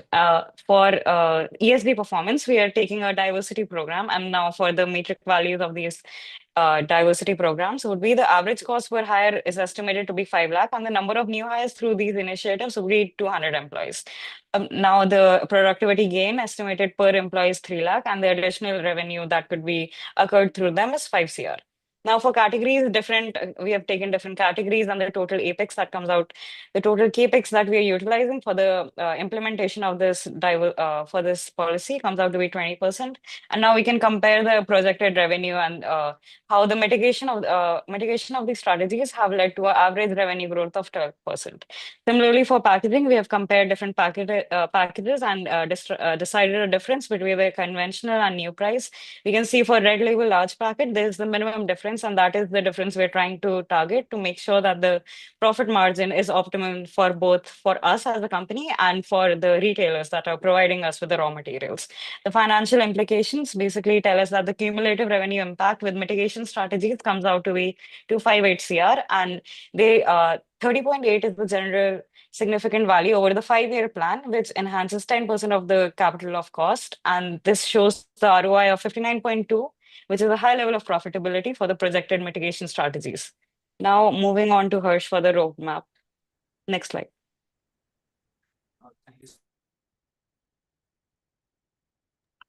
Thank you so much, Vanshika. For the risk management, we have made a RPN metrics. So just I will give you a quick overview. Within the packaging risk, the most important risk that we are dealing with is the customer adaptability. Because even if we want to push the sustainable solution to the customer, is the customer willing to accept the sustainable solution? He may or may not like it, or the retailers or the distribution channels. So they may or may not accept it. So that's the major target, major problem that we have identified in the packaging risk. In the financial risk, there are two major risks: liquidity risk, that how much liquid money are we supposed to inject in this sustainable solution? Is it really viable? And stakeholders share, as we are targeting investors for sustainability, but are investors really looking into this? And are they going to invest that much money, which will be justified to the amount of money that we invest in sustainability solution? Then in supply chain risk, we have identified forecasting and AI integration as the biggest challenge, because even if we implement an ERP system in a company, that takes a very long time process, and also monetarily it's a very heavy cost to the company. So that is going to be a big challenge here. Within managerial risk, community impact and CSR are still within control of the company, because there are certain percentages decided for it. But the government compliance, they are different for different companies, different within states. So we are not very sure that how much and to what extent we'll be able to comply to all those. So that is the major risk there. We have given mitigation strategy for each of those things, and let's move to the 5-year implementation plan now. So just giving a 5-year plan is not justifiable, I guess. I think at times we have to stop, we have to evaluate, and there are some targets that we must need to achieve. So that have been represented by plus sign here, the must achieve targets, and with pink circles, the points where we need to evaluate. So I will just take one example here, the reduced plastic packaging. We will first try to introduce this new packaging to 30% of our customers, and most probably to the high paying customers, so that we are able to see that how the packaging goes on. And then with time, we will evaluate and continue doing it for the further years. So judges, what we have done is comparing our solution directly with ITC, Unilever. I think it was not justifiable to take their whole company numbers, because they deal in a lot of SKUs. We are dealing only in 3 commodities. We have tried to take the maximum numbers and the most possible numbers that are possible, and we have to try to get a solution that is most feasible according to our given situation and case. So just like while researching things, we tried to review many research reports. We learned about sustainability of many companies, but one thing we find out is everyone just mentions sustainable solutions. So we just developed an analogy overall while researching. That is, if you take a baby to a doctor, the doctor will prick him with needles. But the thing is, the doctor is a skilled doctor, but the baby, if he cries, then he is a skilled doctor, but is not liked by the baby. And if the baby does not cry, that is a doctor that the baby likes. So here, our needle pricking is our optimization and sustainable solution, and the baby is the company and the financials. So we should always try to get solutions that we will prick the needle to the baby and the financials will not cry. Because if the financial cries, then our sustainable solutions are not that plausible. So I think it's a two-way strategy that consumers' willingness we have to consider and the company's willingness to push the sustainable solution. So this was Team Optimizers. Thank you so much, judges and the team, for providing this opportunity to us. Thank you. Thank you, Team Optimizers. Judges, the floor is open for any questions. Please feel free to I ask. have two questions. First is to make this presentation, did you use any of the Gen AI tools? Let's be honest, it is not part of the evaluation, but I was just curious. Yes, sir. So to answer that question, our approach for every case com has been very straightforward, that we don't go to Gen AI first, because what happens is then Gen AI gives some solution, we get a strategy and we just move towards that strategy. And 10 competitors can also have that same solution. So first we try to develop our own solution. We No, talk not to the about the stakeholders. solution, about the presentation, the design of the presentation. Did you use any of the tools or you did everything manually? Sir, we used Gen AI for assistance, not complete design. Okay. And my No, that's teammates fine. can share their part if they want. No, it's okay. There's nothing wrong if you use Gen AI for formatting your presentation. I don't see any problem No, there. sir, nothing like that has been done. Everything has been done manually in the presentation through Canva. Second, Yes, I saw your thing on DEI initiatives, but at this point of time, many of the tech companies are actually abandoning this DEI because of what is happening in the US. So do you think this is going to fly with the shareholders? You have made some statements, you have calculated some figures that this will be for earmark for diversity. So what are your thoughts? How will the shareholders respond to the current situation? So you want us to compare it to what is happening in US? Can you specify No, it's exactly? not about comparing, because you are a company which is based out of India, but I'm sure you also have global suppliers and customers. So one of your, and you will have also shareholders who may be from US. So one of your typical line items I saw is diversity. And when this is not in favor right now, many of the tech companies are also abandoning it. So how do you think your shareholders will respond to that? What are your views? I feel like it would create a new opportunity, and diversification would actually make the company stand out compared to others who are abandoning it. And it actually creates more significance to the cause because people are abandoning it. And it is not like diversification is important to make sure that the organization works efficiently and holistically. So I feel like the shareholders should, their response should be positive to these changes. And it does add to the ROI and the profitability of the company. And also social development and ESG as together talks about social development too. So sustainability is not primarily about environmental development, also social development and social well-being. And the SDG goals are also can be achieved through diversity policies that we are going to implement. All this we understand, but right now the current business environment, the biggies, they're abandoning So it. just to add on, that's why we mentioned in the risk assessment that this compliance factor is one of the major cause. So maybe this compliance, if we follow, it will give us access to the US market, but not the shareholders. So we have to make a trade-off there, that what is more profitable to us. Sure. Thank you. Thank you, sir. The question for you is, have you allocated the R&D cost somewhere in your expenses?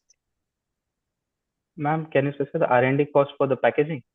No, for all these, whenever you introduce any new technology or packaging, whatever it is. So, Yes, ma'am. We have included R&D cost for each and every part. Please specify the part and we will take you to okay, the so it is calculation for that. inclusive of whatever you have shown is inclusive of the R&D cost also, right? Yeah. Okay. That's what I wanted to know. No questions, but. So, a good Thank you, ma'am. presentation. would you guys agree that a green product is going to be always is going to be lesser cost competitive compared to a brown product? Because Can the you ending of everything here, the kind of packaging and the material initiative that you're talking about would tend to move the existing brown product to more of a green dimension. So, do you think green product are always going to be expensive compared to a brown product, or there Yes, are sir. ways possibly it can be made cost competitive as well? Sir, to address this question, I would like to take you to 1960s. So Mhm. plastic was just introduced at that time for packaging in the industry, and it was expensive at that time. But Mhm. as it becomes an industry practice, there are technological innovations that will come up, and the price will go down. That's why if you see in our presentation, we have said that right now applying the sustainable packaging solution is only for large ticket size store, because my shopkeeper, he sells it at 10 rupees, he gets it at 9.2 rupees. So just within point it, he can't add that sustainable cost. So with time and over the period, we will develop solutions that would be cost effective. And with time, consumer will also move towards that kind of packaging. That's Okay. our assumption for this case. Okay. Thank you. Thank you, sir. Thank you, sir. Thank you, sir.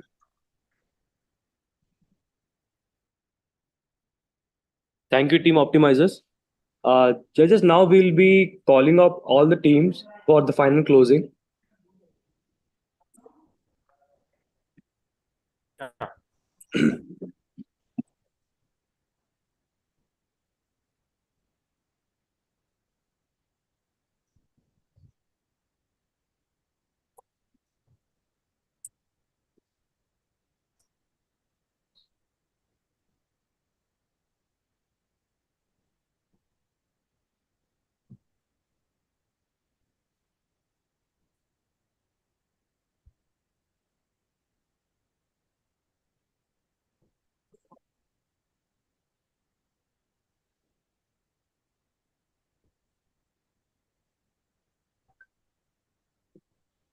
I'm re-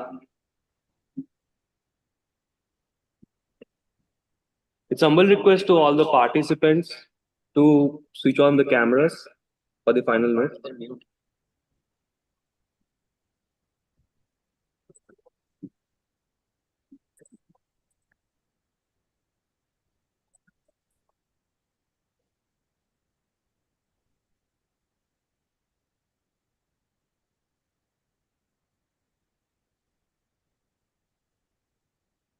So that concludes all the presentations for the Ops Cogitate. A huge round of applause for all the teams that has put the efforts and insights. I would also like to extend our deepest gratitude to our esteemed judges, Dr. Mohit Goswami, Dr. Shushmita M. Nande, and last but not the least, Dr. Sandeep Chatterjee, for sharing their valuable time and expertise with us. The results will be out shortly, and stay tuned.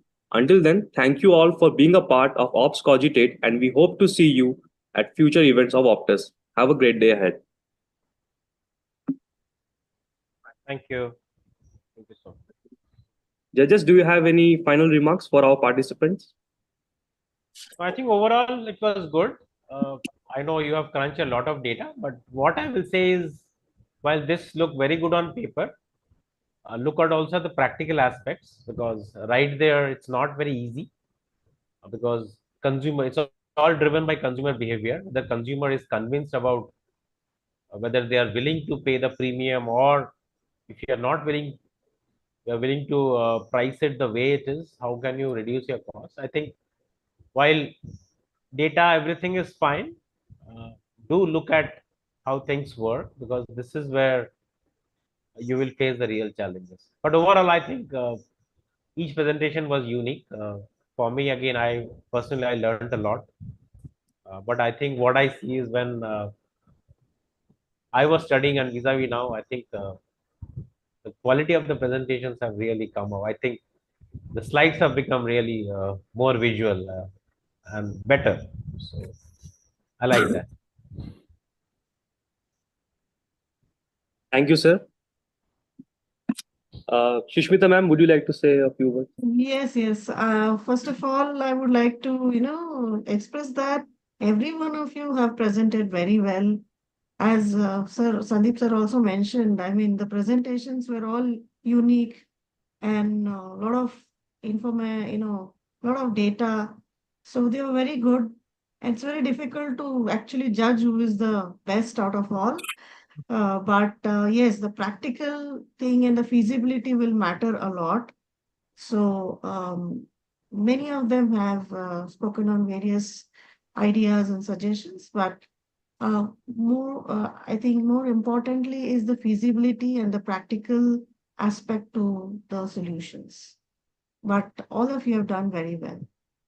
Thank you. Thank you, ma'am. Mohit sir, any kind words for our participants?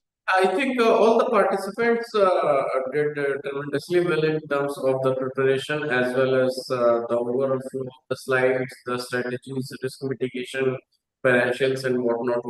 Each of the respective teams have their own contributions, etc.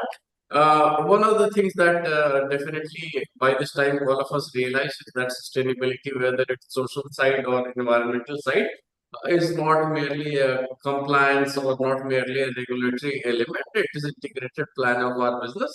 So I would also like to echo what Sandeep ji had shared here. Is that all this everything is fine, but the real challenge will ultimately lie in the implementation and execution. So possibly to understand that part, I think participants, the teams might also get to have some kind of validation from industry veterans also. That would be, I believe, tremendously helpful to see to essentially ascertain the feasibility as well as viability going forward. That's it from my side. Thank you, sir, for your insights. Now I would request all the participants. First of all, do you have anything else to say? Like participants, do you want to share any experiences?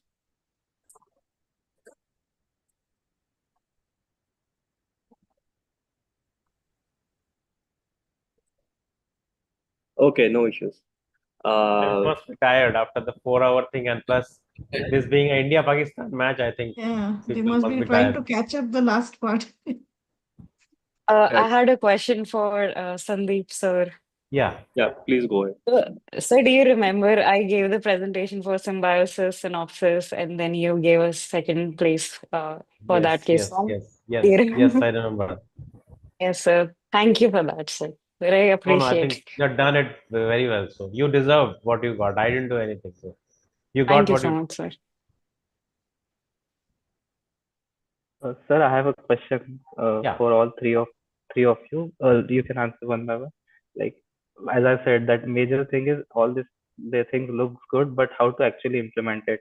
So as you three have vast experience in this industry, can you share your thoughts that if you wanted to apply this solution, which would be the solutions that you would prefer the most, and how can they be implemented?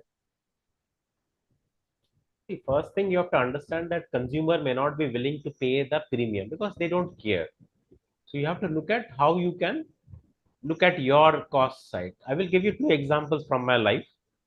98, I was part of the Indica project, and Indica Ratan Tata had made a statement that we will have a car in 2.5 lakh rupees. So all the cars were quite expensive car.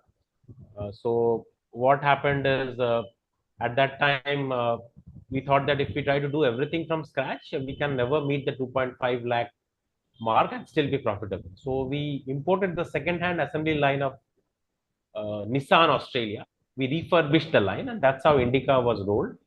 May not have been a very successful car, but it changed the entire outlook. Middle class had a dream that they can own a car. I think this is where we thought this way. So that was one thing you have to really be very what all you can do, because reusing and all that, these are good solutions available.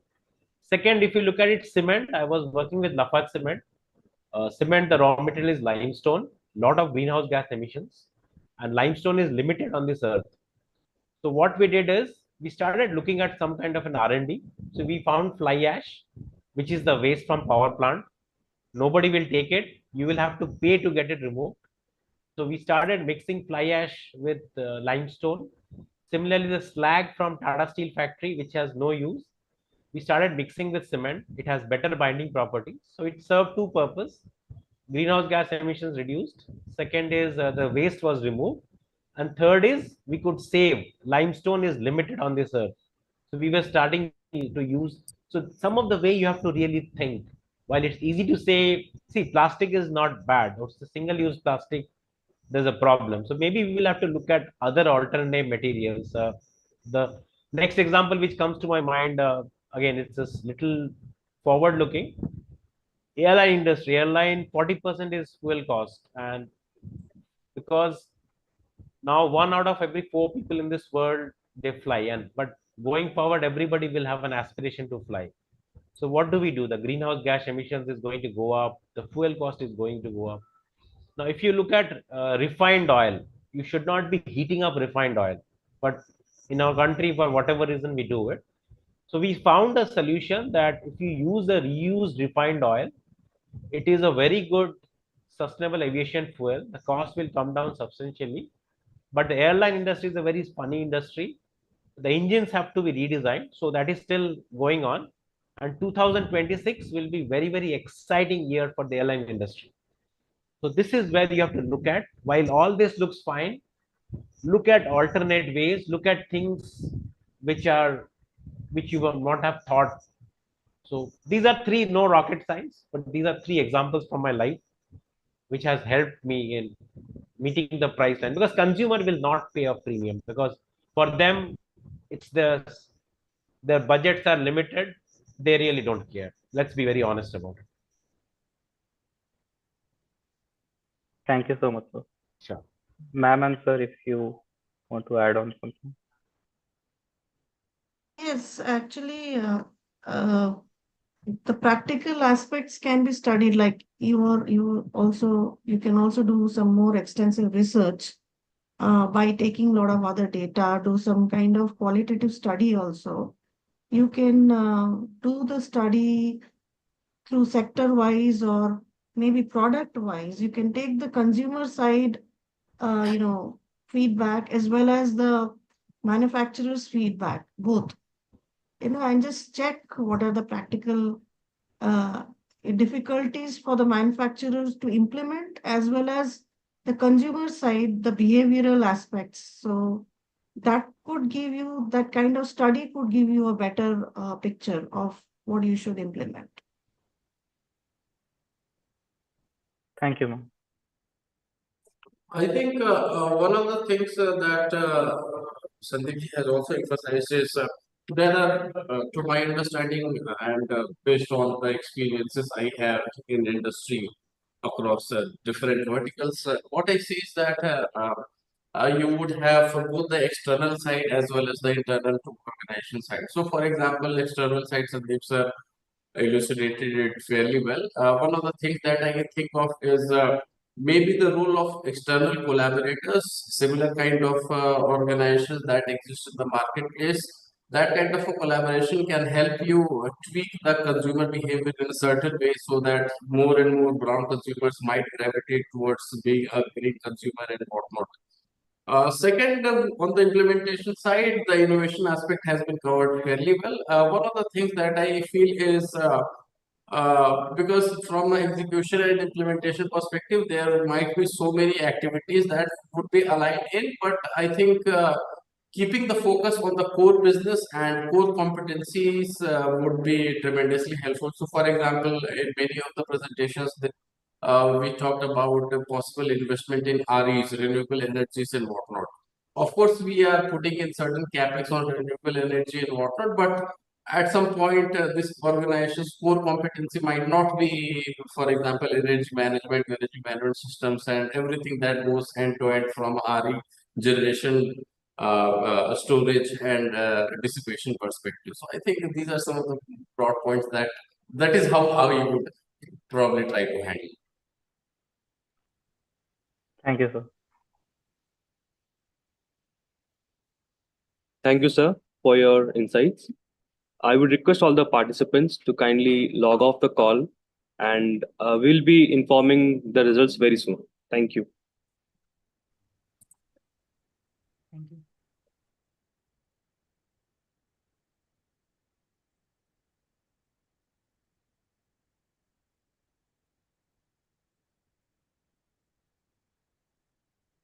Please what?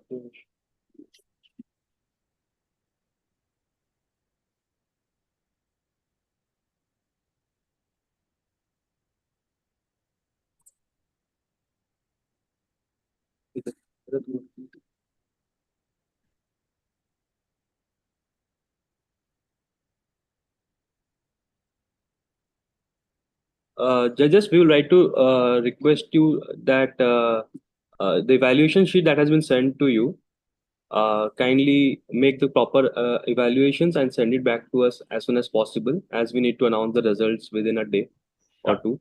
We'll do that. Thank you, sir. Thank you, ma'am. Thank you. Okay. So, the